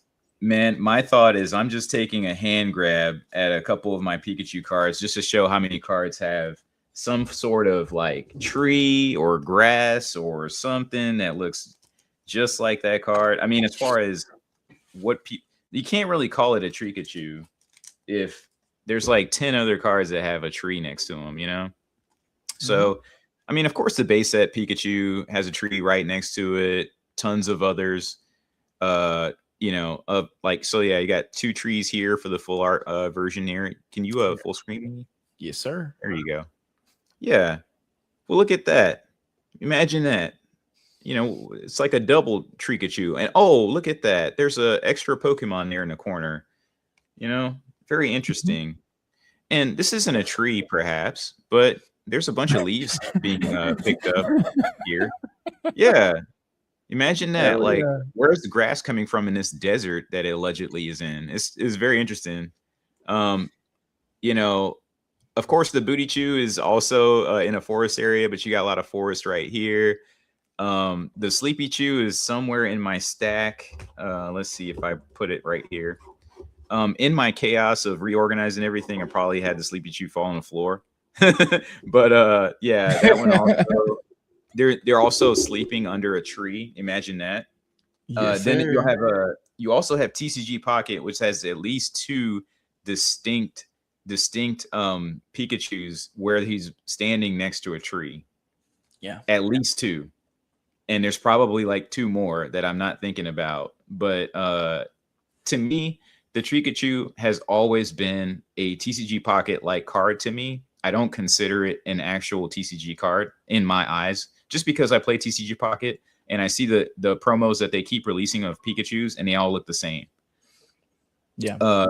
So of course, you know, man, I feel like we're just echoing off of each other. We're going to have to come up with some more controversy, but that's coming. So I think the guys are going to get what they're looking for. Yeah. And someone already kind of foresighted. I'm not gonna mention names, so they kind of foresighted one of the things that we'll be talking about. So you want me to are you good to move on? Or well, could I just like the one point also I'll share, this is not the first time we've had, as you've seen on the screen, this is not the first time we've had multiple Pikachus on a card. You know, there's also the Chinese Pikachu that has like 8 Pikachus or something like that playing around with each other, Chinese exclusive. That one also exists. So there's many other cards where they have a lot of play going on there. Really, I think people love the card because they love the price. Like, they love the fact that the price is going up. Yep. So that's my take on that one. Regarding the Pikachu XY 124, come on now. I mean, you're talking about multiple characters. Also, if you didn't know this, if you get the card in Japanese, the borders are actually gold. They're not silver like they are in English. Well, that looks so much cleaner. You have a golden hollow border with the golden shine from that Pikachu. I'm telling you, there's no comparison on that one. 100%. You hit that right on the head, bro. And I actually got to look at, I want to see if I can find in person that XY Pico promo in go for it. In Japanese. I would love to see that in person and just get to actually take a look at that with the yellow border. While you're sharing that, here we go. I'm just gonna go ahead and play with the chat here and show. Look at that. There's some trees in the back of a Pikachu I just picked up off the floor. Like, look at that. Off the floor. Yeah. Ooh, what gorgeous. is in the background of this tour? Look at that. Oh my. Is that a tree? Is this the Pikachu? Better yet, it has red in the shot. Hold on. I think I see the shadow of the real Pikachu in the background of that card right there. Yeah. It'll be instantly worth so much more money. So if you're seeing all of these cards in the graded guards, or these are card savers, sorry, these are all going to be graded, so that's why they're in these. So you get an idea of my plays. Congratulations to you guys. Gemix, baby. That's my gift to you guys for being on the our first episode. You get to see all my cards I'm submitting. Yes, sir. I'm sure they love that. Brandon plays are always the best plays. You know how it goes. Yeah, another thing I was going to say too is Another one that you didn't mention that has multiple generations of Pikachus is the V Union. Yeah. Yep. Here we go. Yes, sir. Yeah, so you can want see to here talk about a it. good card? There you go. Yeah, I had it hanging on right behind me on the picture frame. So recommend, by the way, if you have a jumbo, this is a 6x9 picture frame. So just know that you can put a black mat behind a 6x9 picture frame to be able to display your cards that are jumbos out there, especially if they are that size. There's some larger sizes out there, so they might not fit. And then you also have different sizes if you have the topper of a legendary collection box. So there's some variance there, but it's a good idea for you guys if you want to find a way to display your cards. Shoot, even the Pikachu logo on your shirt looks better than the Pikachu. This is the OG, man. This is the old school fat Pikachu right there. So alrighty. So yeah, that's our takes for that. Oh god, here we go. Yeah. Okay. So let me go in on this one. Congratulations, guys, for getting a chance to see the 30th anniversary set for the first time in the last week or so. And one thing I realized as I was staring at that card was it looked a lot like the Raichu, the break card to me. You know, same pose. They're both falling down. They both have like a little bit of that energy going on with them. But one thing I'll say with first of all, what is my take on the 30th anniversary set? And what is my take on this particular, I can't remember what they call the new rarity, but it's like light or dark or something like that. But I am not a fan of this new style of art, period. To me, it might as well be less than 5-band graphics. It might as well be, it might as well be, what are those three? There's like a set. I can't remember if it's GX or EX, but there's a period of time where all of the regular full hollows are just 3D cards and they drive me nuts. That is what it reminds me of. It's so lazy. It's almost like they gave all the Pokemon and they spilled oil all over the character and then shined a light on them and then said, hey, you know, we're going to take a picture real quick and this is what you get. Yeah. I'm not a fan of this. But since this is this or that, I would take the break card over the design of the day or night cycle cards any day of the week. Mm-hmm. When you think about so I thought about this for a minute to say, to kind of figure out why I would go that direction. If you've ever seen one of these break cards in person, they also the same arguments people are going to make about the new set, the 30th anniversary new hollow pattern and how they have texture and all that. The break cards have texture as well. It's like almost a chain link fence type of texture. So they've got that to them, but there's some freaking consistency with the cards. You can tell what Pokemon it is. You can tell, you can still feel activity, action. The card is alive, right? That is what I want from my art. And Raichu's is delivering it here. It's just the fact that it's a very a chrome type of feel to it. But I'd rather have that chrome than to be confused with what in the world am I even looking at with these newer designs here. So I wish they just reverted back to break. If they were going to do it, go break with but just change the from vertical to horizontal format and call it good, and just throw a stamp on it or something. Yeah, no, I'm kind of conflicted on this one. I didn't have a whole lot of time to think about this one, to be honest with you. I remembered all of them, and I kept going back to our conversation on on different, pretty much everywhere, because we texted, we go on Insta, all everywhere, and I would revert back to the slides that you had sent me. But I think this was one of the ones that you made last minute, not last minute, but more recently, right? No, I surprised you. No, I surprised you with this one, man. Okay. That's what I thought. I'm I didn't get a whole lot of time to think about this. Yeah, we didn't get a chance, even though we have had a chance to talk about the new Chinese set that was coming out with the Sylveon. We didn't really give ourselves space to talk about the 30th anniversary. So this was our chance to talk about it because, I mean, it is it's what the talk of the day. You know, everyone wants to hear about it, and they have it. You know, when we're talking about taking time to look at some art and what did it actually like, what can we have reflected on in the past to remind us of what they're, you know, what they have done and what they can do. It's very similar to, and I see Hector drop, but it's okay. I'm gonna keep chatting it up. But it reminds me a lot of the way we've gone back to gold cards, in the way of they existed in the past, even the black and white rare cards. And now we're getting back in and you start to see a lot more gold cards out there, and it's not the first time. And then even when we're looking at this 30th anniversary set, you can see that the art it's derived. It's not the first time we've ever seen something like it. So I thought this would be great for the audience to be able to see something like that. I do know you dropped off and on. I just kept chatting through it. I appreciate you. I really do. I accidentally hit I have like a gaming mouse, and I hit the side click button, which presses back, and so it completely took me out. But no worries. Yeah. So I think a lot of people have a lot of things to say against the break cards.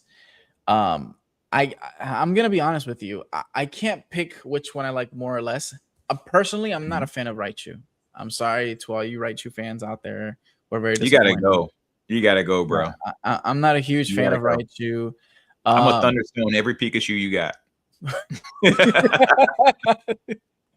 No, I am a fan of breaks, right? Yeah. But I do think that they can definitely work on these futuristic rares as well and make them a lot better. You know, I think this is their first one, and I think this is personally, I don't know, maybe we can speculate a little bit on this too. I think this is just the first of many that's going to come out.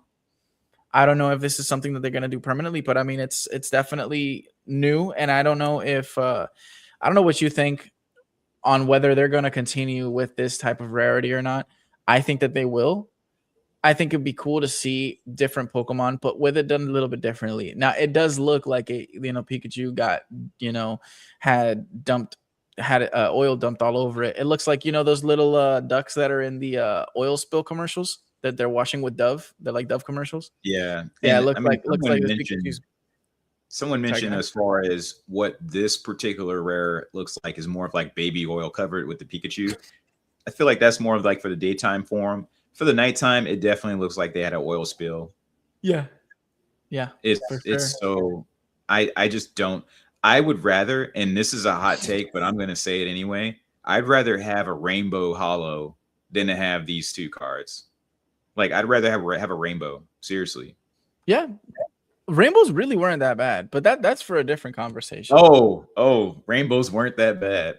No, okay. Rainbows weren't that bad, in my opinion, right? No, the only thing I think that helped those cards survive was their pattern. If it wasn't for the holo pattern, those cards, I think, they had some crazy textures, brother. And like, there's some that they made that I don't know, bro. The textures were crazy, and maybe I'm saying that because I like the Japanese versions more because the textures went crazy. Yeah, I own them as well, and I never look at them. That should say like I don't, and I can't sell them because I know that they're like I should just give them away. Like, but who would I give them to? Who I'll give them to you, I guess. Me? You want to? Yeah. But like. Personally, I'm gonna have to go probably with the break on this one because if this Raichu were in this is a Greninja. If that Raichu was in Japanese, it would have that almost that hollow prism feel to it. And they just they knocked it out the park. I'm telling you, man, when they get so much better stuff. It's an English scan, unfortunately, but yes, I mean, someone can correct me in the chat. I'm pretty sure that they all have like a holo similar to that. The ones that I've seen in the wild, I'm pretty sure those are English and Japanese. They all have that type of style for holo. Okay. And yes, it does. It looks fantastic. I think from a texture and the holo pattern and overall, I do think the break has the best texture background over rainbows, over the future rares, comparing those two to that one. Yeah, I think so. Now, if you want me to pick a Raichu that I do like, I'm not a fan of Raichu the Pokemon, but if you were to throw this one into the mix, I think so much better. Oh yeah. So much Yeah, better. I still have that one. If you like, yeah, there's a multiple versions of different hollows of that card. I think I have 3 different hollow styles of that, or a non-hollow with 2 other hollow styles. Yeah, But yeah. that was a classic collection, the Japanese classic collection version. But there's like you said, there's so many different iterations of it. I'm sure people are probably sick of seeing the base set 2, like different iterations of them with different hollows and foils. But honestly, I don't think I can ever get enough of them. But if we're coming back to this, I think I would go with the break card, just because I'm not gonna lie, it's more so because it's what I know and love. More so what I know. And the futuristic rare to me just looks too new, recency bias. I'm not gonna get on that train until we've had enough time with it. That's why I said, like, if they continue with this, there's a chance that I could like this in the future. But as of right now, it just doesn't do it for me. But that's pretty much what I got on it. Yeah, let's keep it rolling, man. I think we got to get into some of our other topics if we want to be able to, keep everybody live and awake. Oh, did you? Yeah, just skip that one. Yeah. Uh-oh. Here we go. Now we're ready for the money. Donations. Donations? What? What are you talking about? You're ready for the money. So that's no, man. I was talking about the hot takes, man. What are you talking about, dude? I mean, unless people want to, drop something, that's all good. But now you're good. Let's go. You can actually start us off, because you have I think 3 and I only have 1 prepared. Hey, it's all good. Yeah. So just driving into some hot takes here. The first hot take I'll just talk about is, we've already seen this, like some background to this here. We just saw that Bubble Mew just sold for about $250,000 twice, based on the renegotiation of the second sale. And my take is, Bubble Mew is absolutely overrated. Like, and I'm not saying overrated as far as the 250,000. I'm saying it's overrated from $150 level. I think that Bubble Mew is lazy. I think the art is something that you would get from a coloring book. It's, I think, worse quality. I think it's a worse in like actual effort. It's worse, like lower effort than the effort that I would get from getting those 30th anniversary a first starter kit set cards. I'd rather have a first starter pack card than to have the Bubble Mew based on their actual art design. That's my hot take. I know I'm going to get destroyed for this one, but when you think about, and you like actually think about what that card is and what actual effort goes into drawing that thing, you're talking about an outline, a simple outline with a circle around it, with with just simple features, very basic. I mean, I would not, even if I pulled the card, I wouldn't hold it much longer. It just doesn't. This is my take, but personally, I mean, everybody should know that I'm not a abstract art guy. I like more of a realistic art, or more of a stick to the anime style, stick to the kind of a different, like a better, more invested flavor of card. I would also compare, if you really love the Bubble Mew and like, it's not because of the hype. Like, let's think about this, because when that set came out, that card was not popular at all. When that card actually got popular was when the prices started going up. People had plenty of time to buy that card at $40, to be honest with you.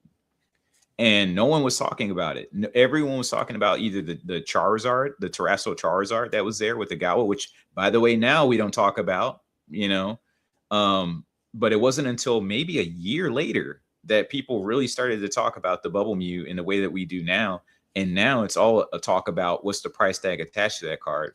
And I would argue, and you probably have to do some pulling up on this one here, Hector, but I would argue that if you like that card, probably you like the Pokemon Go Charizard, Radiant Charizard. I would say the Radiant Charizard art is very similar to the art of a Bubble Mew as far as actual art style. Yes. So I wonder if people actually do like the Radiant Charizard from Pokemon Go. But yeah, that's my first hot take there. Yeah, I'll let you pull it up. But while you're doing that, when you look at that, the Radiant Charizard, the first iteration of it in Pokemon Go, he looks very like awkward looking. He's very simple in the way that they designed him. He looks like he's just superimposed in the front of the card with a background that is very basic. You know, maybe you could argue that the background has been dressed up a little bit more, but I would say from the feeling that I get from the Bubble Mew, that's the same. Yes, and I'm aware, you know, somewhere around 2030, 22 is where I typically would see that card for a long time. And yeah, I mean, but everything is going up. So the price wise, I would say, you know, but if I had those two cards next to each other, I'd say I would be neutral. As far as if I put those in as this or that, I would be like, I don't want either one of them. Yeah. But I'm not sure. Like, I think I might give it to the Bubble Mew just because it's a full art. But that's the reason why. It's not because it's a better art, in my opinion. Yeah, I think it like that Bubble Mew. It's funny that you say that you mentioned like that Bubble Mew was so cheap for the longest. People only started looking in that direction when it started climbing and it hit like, well, I think it was like 300. It was like one of the most hyped things in the world. And then I remember it dropped. I think it went down to like 200 something. And people didn't even want to like that would have been your chance to say, hey, I'm gonna go all in on this card. I'm gonna start buying the crap out of this card. Nobody did it. For sure. Nobody did it. Everyone just, you know, kind of sat back and whatever, and then went right back up to 300, kept pushing 400, 500, so on and so forth. And so that Bubble Mew is definitely, in my opinion, I agree with your hot take. It's definitely one of those more lazy arts. And I wouldn't even say it's like, it's targeted, it's catered towards like a specific audience, right? And it's definitely not us. That's, you know, without a doubt. Yeah, you want to see something better than a Bubble Mew? Let's hear it. You gotta. Oop, I put the wrong one. Give me 1 second. There you go. Yeah, there you go. I think this is way better than that Bubble Mew. I mean, you're like where, you know, as far as the concept of the story behind Mew being in space, you know, it gives you that feeling of like a cosmic level threat here. You get the intensity of the stare from this Mew, and then you also get the shine of the hollow, which goes back to our conversations about the shining Mew. But to me, this is a way better art. This one has way more of like kind of feeling to it than that Bubble Mew does. Don't get me wrong, like I think the Bubble Mew would be pretty good if you want to color, you know, if you wanted to like have something to help your kids stay in the lines, but that's about it.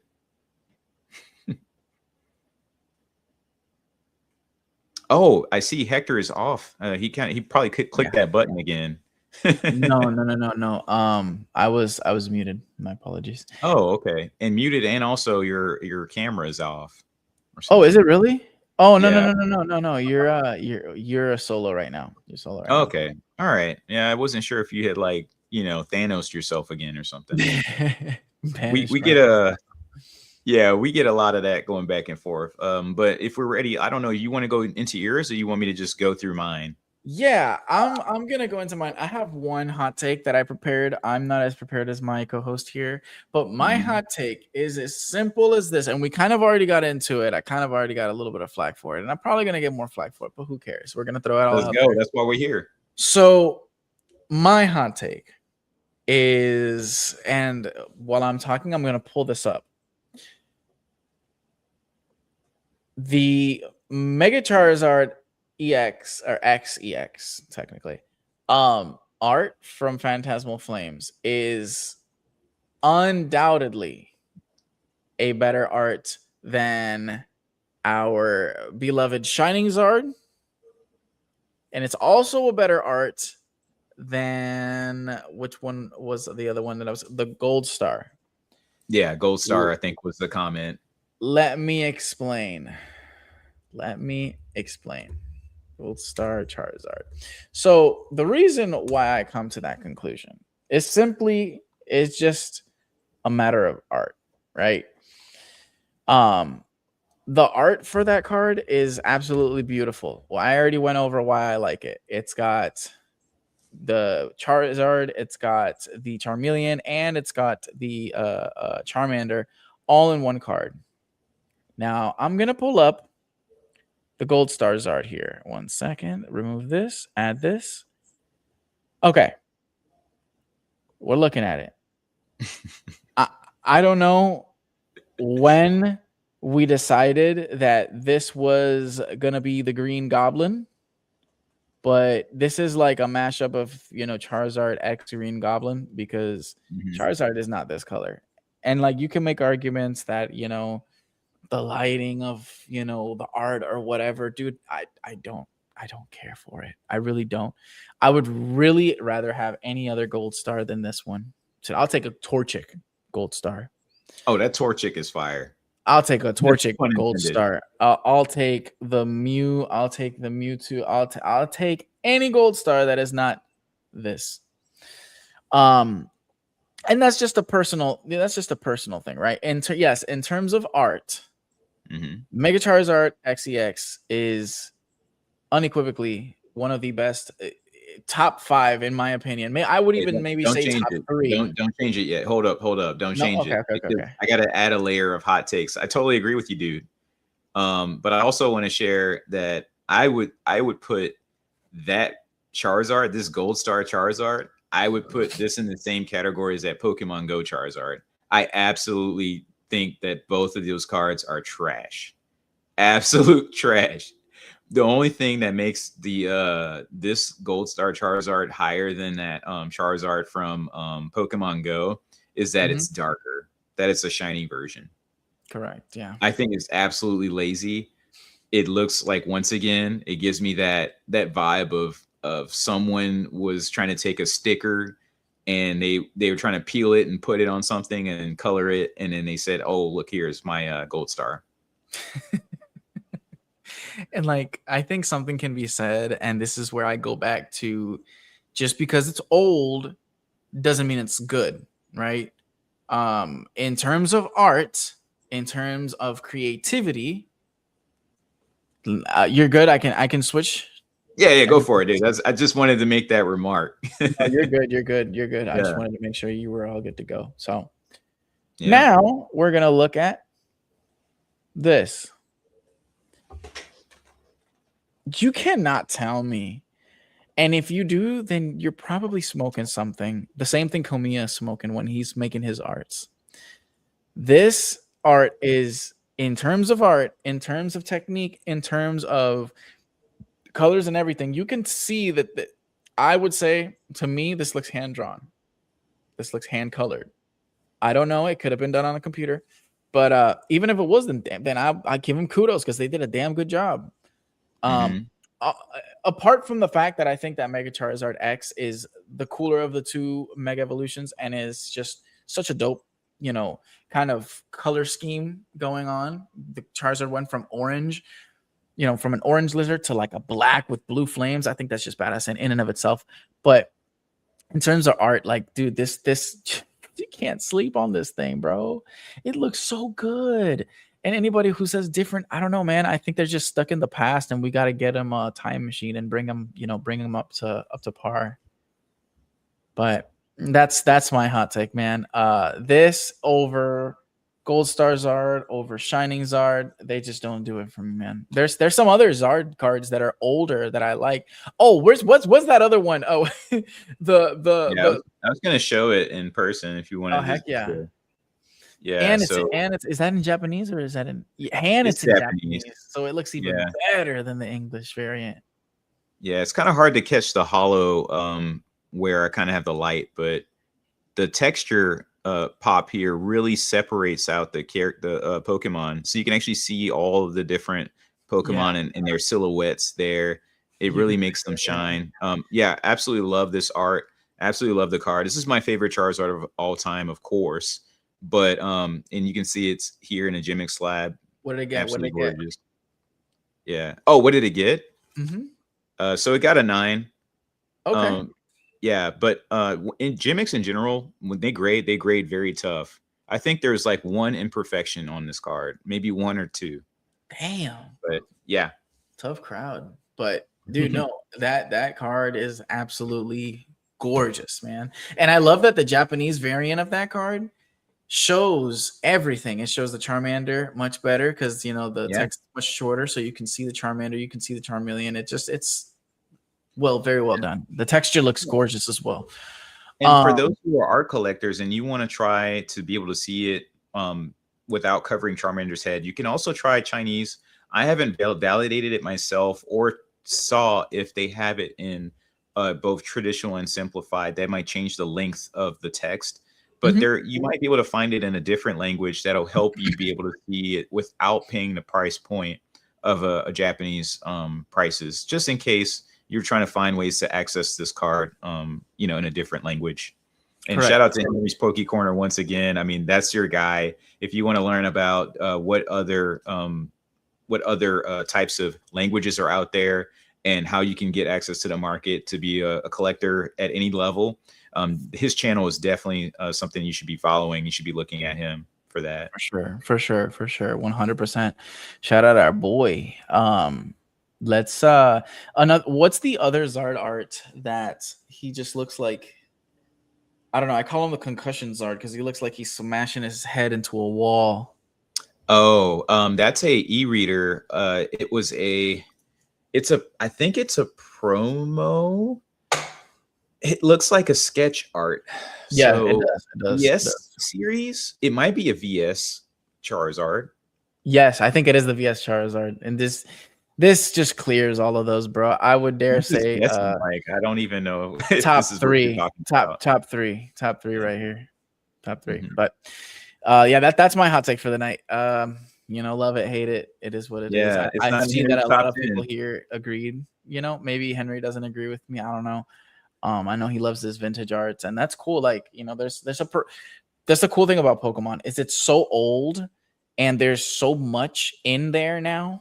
By now, there's so much in there arts wise that there's a little bit of everything for everyone. So everybody can enjoy it, their own way. If we don't necessarily have to agree with one another, it's just still one of those things that where there's different strokes for different folks, right? Like there's different ways that we can enjoy the hobby, which is amazing because we don't all have to agree.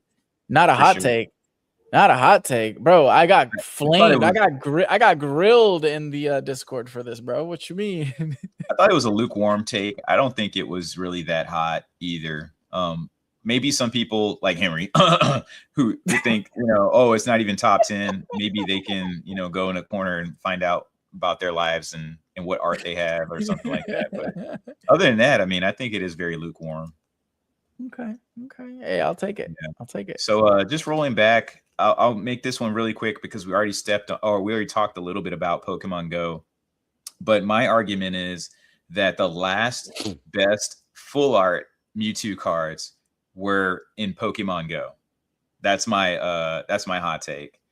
In that I think that if you really compare stellar artwork that's been done across the board, when you're talking about the Mega Dream / Ascended Heroes Dragonite card, we just talked about the Charizard, we just talked about what's been done for the Darkrai. When you compare the artwork of that to what's been done with the Mewtwo, time after time after time, my argument is that Mewtwo V, any of these, and you can just go to me, so because I have all of them, of course, but this is a regular Mewtwo V card. And I am happy to entertain if someone thinks that any of the secret rares that have come out lately for any Mewtwo are better than this art. It's not textured. I got it, but I'm talking just artwork. I think this regular V is much better than anything's come out, including that promo from the 151 set where Mewtwo is staring over the city. I think this one is average at best. I think that there's some other cards that may have come out. Let's just talk about this, guys. Who said that this is an amazing art? They're probably staring at the Charizard. What's wrong with my Mewtwo here? What did they do to him? his face looks jacked up. It looks like they messed him up with AI or something. Like if people actually looked at this, it's depressing to me. He's not supposed to look like that. He's fighting a Charizard. I find this an absolute disappointment. Yes, the you secret caught me rare. red-handed, bro. I was looking at the Charizard. I'm not gonna lie. Yeah, of course, the secret rare, is for the Pokemon Go set. Of course, this Macy's Day Parade Mewtwo is not optimal. But stop hating on my boy, bro. Stop hating on my boy, bro. It's not optimal. It's not optimal. It is an amazing art, bro.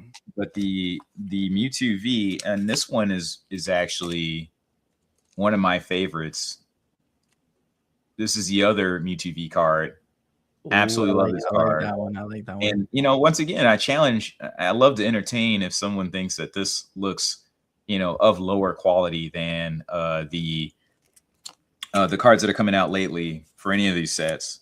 I just love these a lot more, is my bottom line. But that's just my personal opinion. Of course, I have all of them. I can stare at all of them. And if I wanted to, like the ones that I stare at the most are those regular V cards. Funny enough.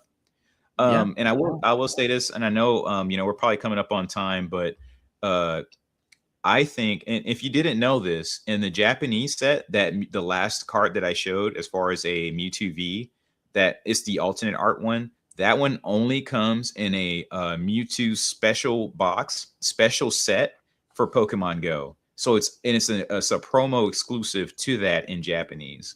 So if you wanted to get that Mewtwo V that I just showed you in Japanese, just know it's a special set exclusive. In English, of course, it just comes in naturally. But I figured I'd throw that out as a fun fact for you guys if you were looking into it for Japanese. Yeah. So just going through the comments real quick, I I saw this. Yes. I have to share it. Yeah, it is. So I'm so disappointed. Like time and time again, I'm just disappointed in these Mewtwo arts. I will say I didn't agree with the 151 part. I do really actually enjoy that Mewtwo art a lot. It's not the best Mewtwo art, but it is definitely up there for me. I definitely like that quite a bit. It is an art. It exists, but it is not. It's good. Putting Mewtwo in the forefront, giving you the feeling that you should have. Oh yeah. Go ahead and give your shout out, man. I know you want to go ahead and share something about that. Yeah. No. I just I wasn't. I just wanted to show the Mewtwo art. And this one actually, funny enough, has a swirl literally right here. You're not gonna be able to see it, so I'm not even gonna try. But this art looks absolutely amazing. Shout out to Shug, bro, for sending me this. And he's he's the GOAT, bro. Like he doesn't have to do none of that stuff, and he always helps out. He goes above and beyond for people. And I also got this exclusive Dark Mewtwo, Top Sun Daddy Dark Mewtwo. So this is a 1-of-1.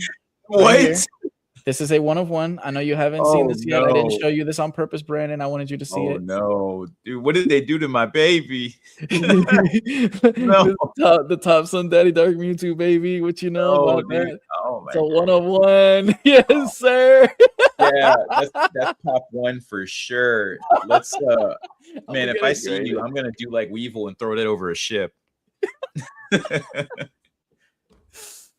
Oh yeah, no, I wanted to show that as well. But did you finish your last hot take, by the way? Was that it? Oh no, sorry. Just really quick. I think that Prismatic Evolutions has better. I know it's gonna piss people off, but it's okay. We're here. But I think that Prismatic Evolutions has better artwork pound for pound over Ascended Heroes. I'm gonna pause for anger. Yep.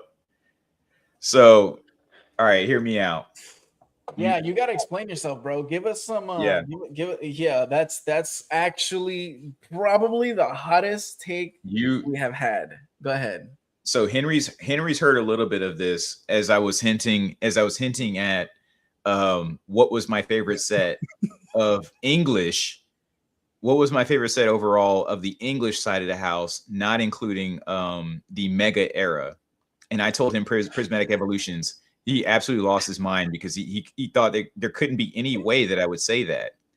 But the reason why I say that is not necessarily because of all the hits, the top hits. The reason I say that's for the regular half art cards that they have in the Pokeball Master Ball set. If you compare all of the cards that are in that set, like all of their arts, and you start to put art for art, like we're not talking the full arts versus half, like you're not putting all the full arts in one bag. You're actually putting all those together and just comparing them on a playing field. I think pound for pound of artwork, I think that the Prismatic Evolutions has better artwork, period. Okay. And the problem, I think the biggest problem I think about this is people don't look at it. Like you would have to have people who actually look at every single artwork for you to even make that assessment. Look, I mean, what, you laughing at me, bro? No, nobody can believe that this is coming from BlakwireTCG. Oh yeah. This is getting clipped, bro. 100%. This is getting clipped. Clip it, dude. Because I mean, I'm sorry, I'm not pulling it up right now, but if you actually went through and scrolled through artwork, well, like if you were to do it, that's why I say what I say. Okay. Because you give yourself some time and attention to all the the common cards, the uncommon cards, the Pokeball cards and stuff like that on top of the rest of the set, and then compare that to Ascended Heroes. That's why I'm saying what I'm saying. I'll do this for you. Once this live is over, I'm going to personally look through the entire set, commons, everything, for both. And I'm going to take one long, good look at it. And then I will get back to you on, yeah, we'll throw it on the next live. Yeah. I can't say off the top of my head, I can't say that I agree. I think if we're talking Pokemon for Pokemon, Ascended Heroes goes far beyond, eons above Prismatic Evolutions. Yes, you're right. I agree with that. I agree with that. But I would have to look at it from just take, popularity and price and all that extra shit out of my head and look at it from an art perspective. And then I'll get back to you and tell you what I think. For sure. I mean, we could talk about Gengar just stomping around in his little mud, his little poison mud if you want to. But, I figured that'd be too easy of a jab. Yeah, I'm not a fan of the Mega Gengar. So the design, the artwork, I'm not a fan. I'm also not a fan of people probably unsubscribe from. Oh, I'm sure. Like we went from 14 subs to 6 after that hot take. I'm not gonna lie. That's funny, dude. Yeah, if y'all ready, we can move on. I wanted to show this last bit because I think it's gonna make people feel better. So. What I wanted to share with you guys is my goal for doing it for every podcast that we have. I want to be able to kind of show you guys something, show you a creation of your desires. So what do you want to see from the next Imagination Showcase, which is what I'm calling this one here. And this is one that we actually got, and I did fix his spelling, but somehow it went back to the old spelling. But Johnny, you know who you are. Shout out to you in the Discord for Henry's Discord. He asked me, he asked about doing. I asked people what gold star would they like to see that doesn't exist already, and he came up with the Giratina. So what I did was there's a couple notes that you should know about gold stars in general. Typically, they're going to be a shiny version of that Pokemon. And they're also going to be typically done by Fukuda, which is why Fukuda did even the Gold Star Greninja that came out for the 30th anniversary.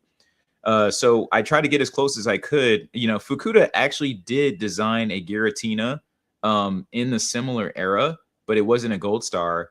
However, what I noticed was it didn't actually give me the feeling. It didn't give me the real feeling of that gold star vibe. So that's why I actually switched up the artist here. Excuse me while I have just moved all of my cards of demonstrations around to try to find that Pikachu stuff. But what I wanted to show you guys is like I went ahead and worked on this one here, and it brings up a good talking point for us because there's a lot of cards that could have been gold stars out there. I'm sure that if we had a gold star Darkrai, if we had a gold star like all Arceus, there's some really cool ideas that we could have came up with. And when I look at this, I think of what the 30th anniversary could have been. I think of what the 35th could be, and it makes me hopeful for the hobby. It makes me think that there's so much that can be done out there that hasn't been done. And when people say that, is Pokemon done with? Have we done it all? Like, have we seen it all? It shows me that no, we haven't seen it all, and then we could do a lot more. And as I, kind of get off my soapbox with this one here, I want to offer it to you guys in the chat, as well as like you can hit me up in the Discord or however you want to do it for us in this channel. But reach out to us. I want to know your thoughts on what you would like to see next. I'll try to work on those things. But of course, I'll try to pick one a month because I can't just be on Photoshop all day long making this stuff. So yeah, but Hector, I haven't heard your thoughts, man. What do you think? So, I mean, I've gotten to get a good look at this multiple times, and I think this card just encompasses what a gold star is, what a gold star should be. You did an amazing job with like just the shiny pattern on it. I know there's kind of like a little foil pattern on there as well. The moon in the background. If we haven't heard, famous words from TRJ, any card with a moon in the background is gonna skyrocket in value. So like if we were talking about value, this card would be very expensive right now if it came out during that time. No, seriously though, you did an amazing job, bro. Like this card is like beautiful, and I know like everybody else pretty much agrees. Rich even says that he would legit buy this if you could make a proxy version. Yeah, this is a beautiful card. Very well done, very well executed, and I would love to see more. Now I know that next time we're probably going to try to do something a little bit different than a gold star. I would say maybe like I'm not asking, definitely think outside the box, guys. I mean, when I'm saying that, hey, if you have thoughts of what you would like to see from the Pokemon community, or what you would like to see from the next future Pokemon card or something like that, the gloves are off. You can think about stuff that you see from One Piece that you like. You can think about things that you've seen from your childhood, from the video games, from anything, a show. I will take any of your inputs and I'll do my best to try to work with those to come up with a new idea. And then for those who know, I don't use AI for those types of arts. I don't use AI to do these things. I think I have a suggestion already, and I kind of sent you. Well, I didn't send it to you, but I put it on my Instagram story for those who aren't following. You could, with all those who are following, you could go check that out. The mangas, I think we should definitely see like a manga like Totodile. Be amazing. I mean, it doesn't have to be Totodile. Like that's just my favorite Pokemon, but we could see like I think a manga Rayquaza. Because we're getting a Rayquaza. Sorry. Would look absolutely we say Rayquaza around here. I heard Henry's live as well, and they say Rayquaza as well. So shout out to all of us Rayquaza fans. That's what we called it back when we were kids. Let's keep it going. We didn't know better. Yeah, we didn't know better, bro. By the way, as a person who knows what the Pokemon's name is in Japanese, it makes no sense to say Rayquaza. It's Rayquaza in Japanese. So Rayquaza is actually closer to the name compared to the Japanese name than Rayquaza. Put these put that on a stamp and send it, bro. Definitely. Oh, sorry. I said I didn't say that right. What I meant to say was it's called Rayquaza in Japanese. So Rayquaza is closer than Rayquaza is to the Japanese name. That's what I was trying to say. So our version is actually closer. Nice.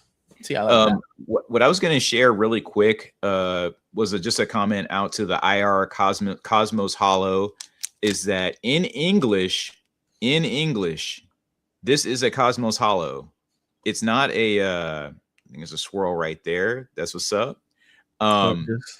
But this Armor Mewtwo promo card is a Cosmos Holo. It is a full art. It's not a IR, but it's very close.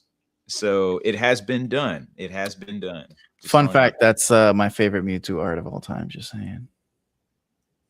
Go for it, dude. You gotta go in and get it. Yeah. I think it's one of the most unique versions of Mewtwo that we've gotten with the armor on. And another thing I was gonna say, so like going back to the whole Charizard fiasco earlier, if you're trying to if we're talking about now a crystal Charizard, now that is a fire vintage art that I think is top, top of the top for sure. Yep. Like that's where you could say that they did it amazingly. It's the right color, it's the right hue, and he just looks so badass. He looks like he's literally looks like he's about to knock your ass out. So just wanted to throw that out. He's like, "What'd you say?" He's like, "What'd you say?"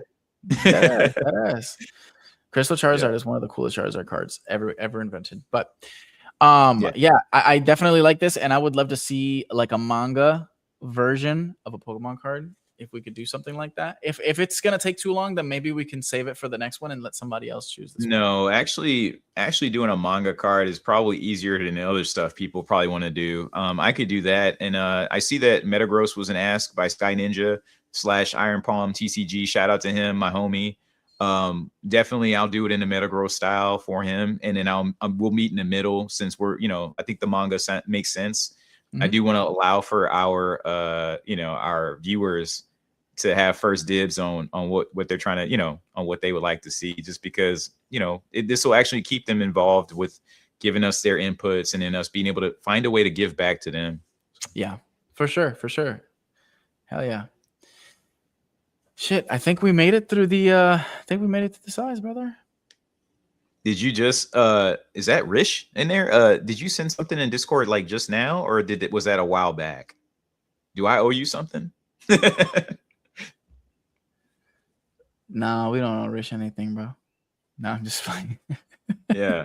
Okay. I'm just talking shit. Oh, just now? Okay, yeah. I'll have to keep them in my hip pocket. I can't do everything as far as all in one go, but I'll try to take my time on it. I do want to say once again, I apologize for the back and forth with the setup. I've been just to be full disclosure, I am a military guy. I do have a full-time job on the side. We were working over very long shifts and awkward times, so I hadn't had time to sit down and line up anything with Hector in the last 2 weeks. And this was a wonderful idea by Hector. He came to me with this idea, and we went back and forth and just had a conversation and thought, hey, this would be a good idea to give to the lovers of the art something to where they can take their time and actually sit back and not have to worry about price all day long. So hopefully you guys enjoyed this. Please give us feedback. We'd love to refine this and iterate on this so that we can make the best show for you guys and actually feel like we're in a conversation with each other, like a backyard conversation versus a money market account or some investment portfolio meeting or something like that. Hell yeah. Yeah. And we're going to change things up. This is not always going to be the format. We're going to, we personally, I don't know about Brandon, and I know that he probably does too, but I take a lot of inspiration from the Weekly Weedle. I think it's cool how they change up their segments every time. Now I'm not saying we're going to be like a photocopy, a carbon copy of what they do, but I definitely think that having different interactive type segments where we as an audience or where you guys as an audience can also interact and share your thoughts and opinions. I think that's going to make these podcast lives so much more intriguing, so much more fun. And so there's definitely going to be some changes. From month to month, we're going to see different types of things. Me and Brandon are going to work, diligently the same way we did for this one to try to bring, something nice and something different, something new, something that feels fresh to every single episode. So hope you guys had fun. If you guys have any feedback, we're always open to listen. My DMs are always open. Brandon's are as well. There are, you could drop something in the comments or whatever. Another thing is, if you guys got any last minute questions, we would love to probably, you know, answer maybe a couple. I know there's only around 5 people in here, but if anybody has a question, feel free to let us know before we go ahead and hop on out of here.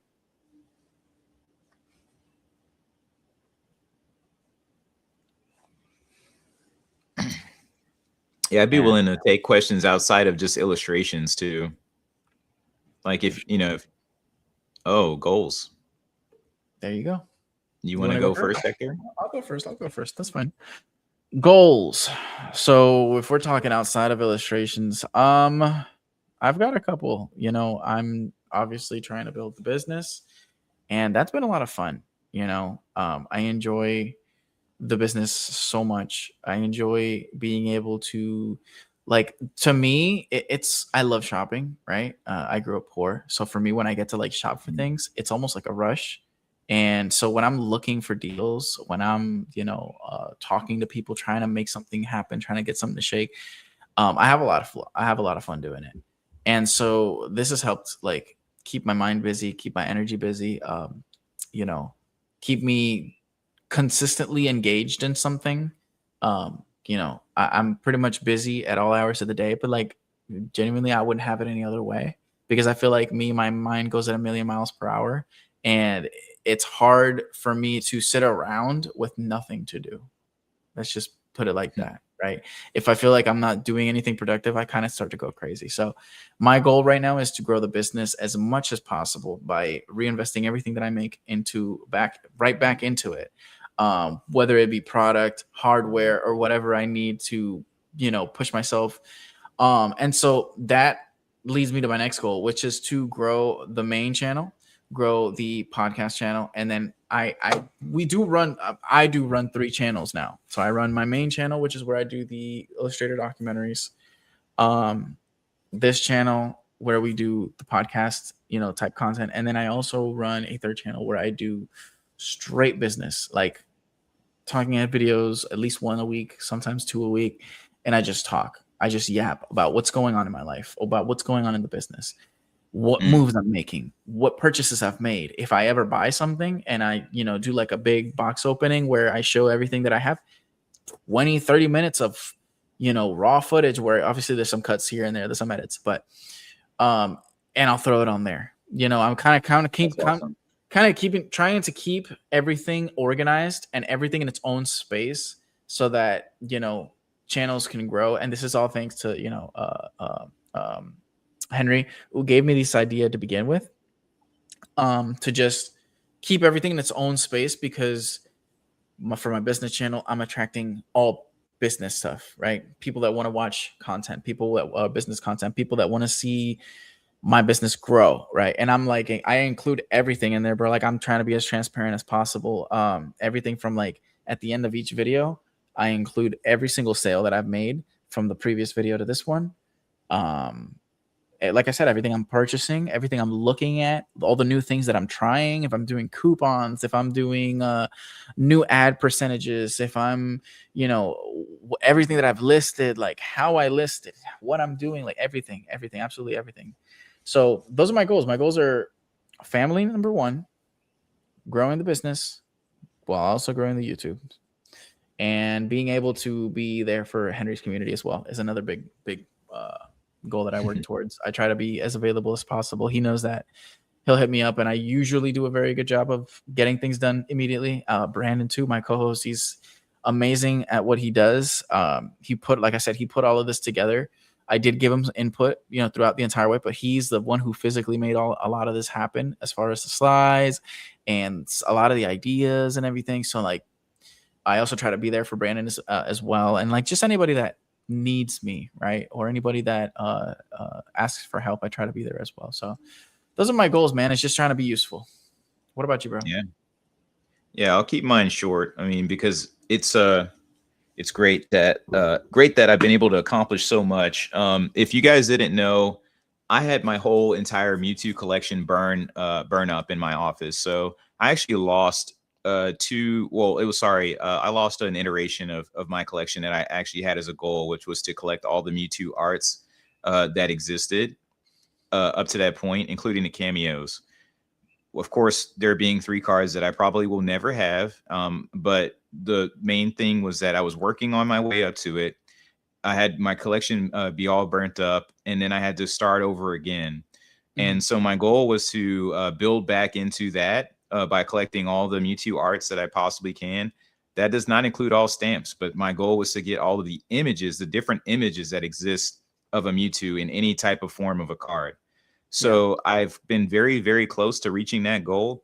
Right now, my goal is to kind of run into the top side of the house. I also want to showcase, this is a binder that was done by Stephanie here. I'm trying to get her Instagram here, but it's Crying Ketchup Pikachu. I will post it later. But she did this custom binder for me for this Mewtwo set that I have here. You probably can't see it here, but this is actually hollow. So the way she did the paint has the Mewtwo actually being hollow here. You actually can't see it, and that is absolutely bananas. I'm not going to show this whole binder because we need to get out of here. But I will show that, you know, this is one of my prides and joys as far as goals that I'm working on or still building into, because I'm working on Tops. I'm working on Top Sun and all the other cards that come out for Mewtwo. So as we get into our 30th anniversary, I know that my goals will continue. There's still going to be more cameos for me to find. There's still going to be more Mewtwo arts coming out. So I'll continue to work on that. Hell yeah. Yeah. What question. A super cool goal. Definitely a great question by Sky Ninja, Josh. Next question is from Rish, and he asks, do you guys think pop matters at this point in the hobby or for future sets going forward? I'll let you go ahead and tackle this one first, Brandon. All right. So population absolutely matters. Okay. If I was talking to someone for the first time and they're trying to figure out what they need to be doing in this market, you need to care about population. The reason why you need to care about population is because people have choices. When right now everything looks great, but at some point in time, there's gonna come a point where people are gonna try to figure out what can they lose or what can they let go of, because they're trying to make sure that they have something that can flow out fast. The things that flow out fast are the cards you can get any point in time of the week. So the high population cards, if we're talking about what's going to snowball down from a crash in the market, and I'm not saying that something's going to happen very soon. I know this is a very market-based conversation, but I just want to be realistic with everybody. There's a bonus, and there's a bonus to being able to have a high population card because everybody knows what that card is. At the same time, if everyone has that card, why in the world are they going to buy it again? So then you end up getting stuck with it in a market where things drop down.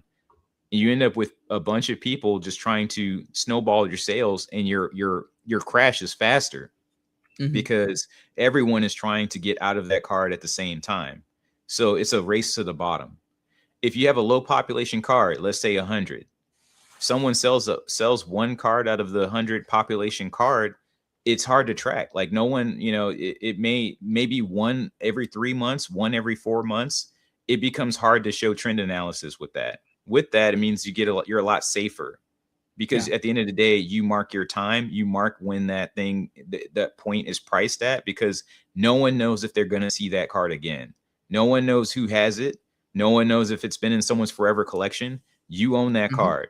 You have an ability to control that price. Yeah. So I always say, if you're thinking that pop does not matter if you're a collector, as far as you having a card and keeping that card forever.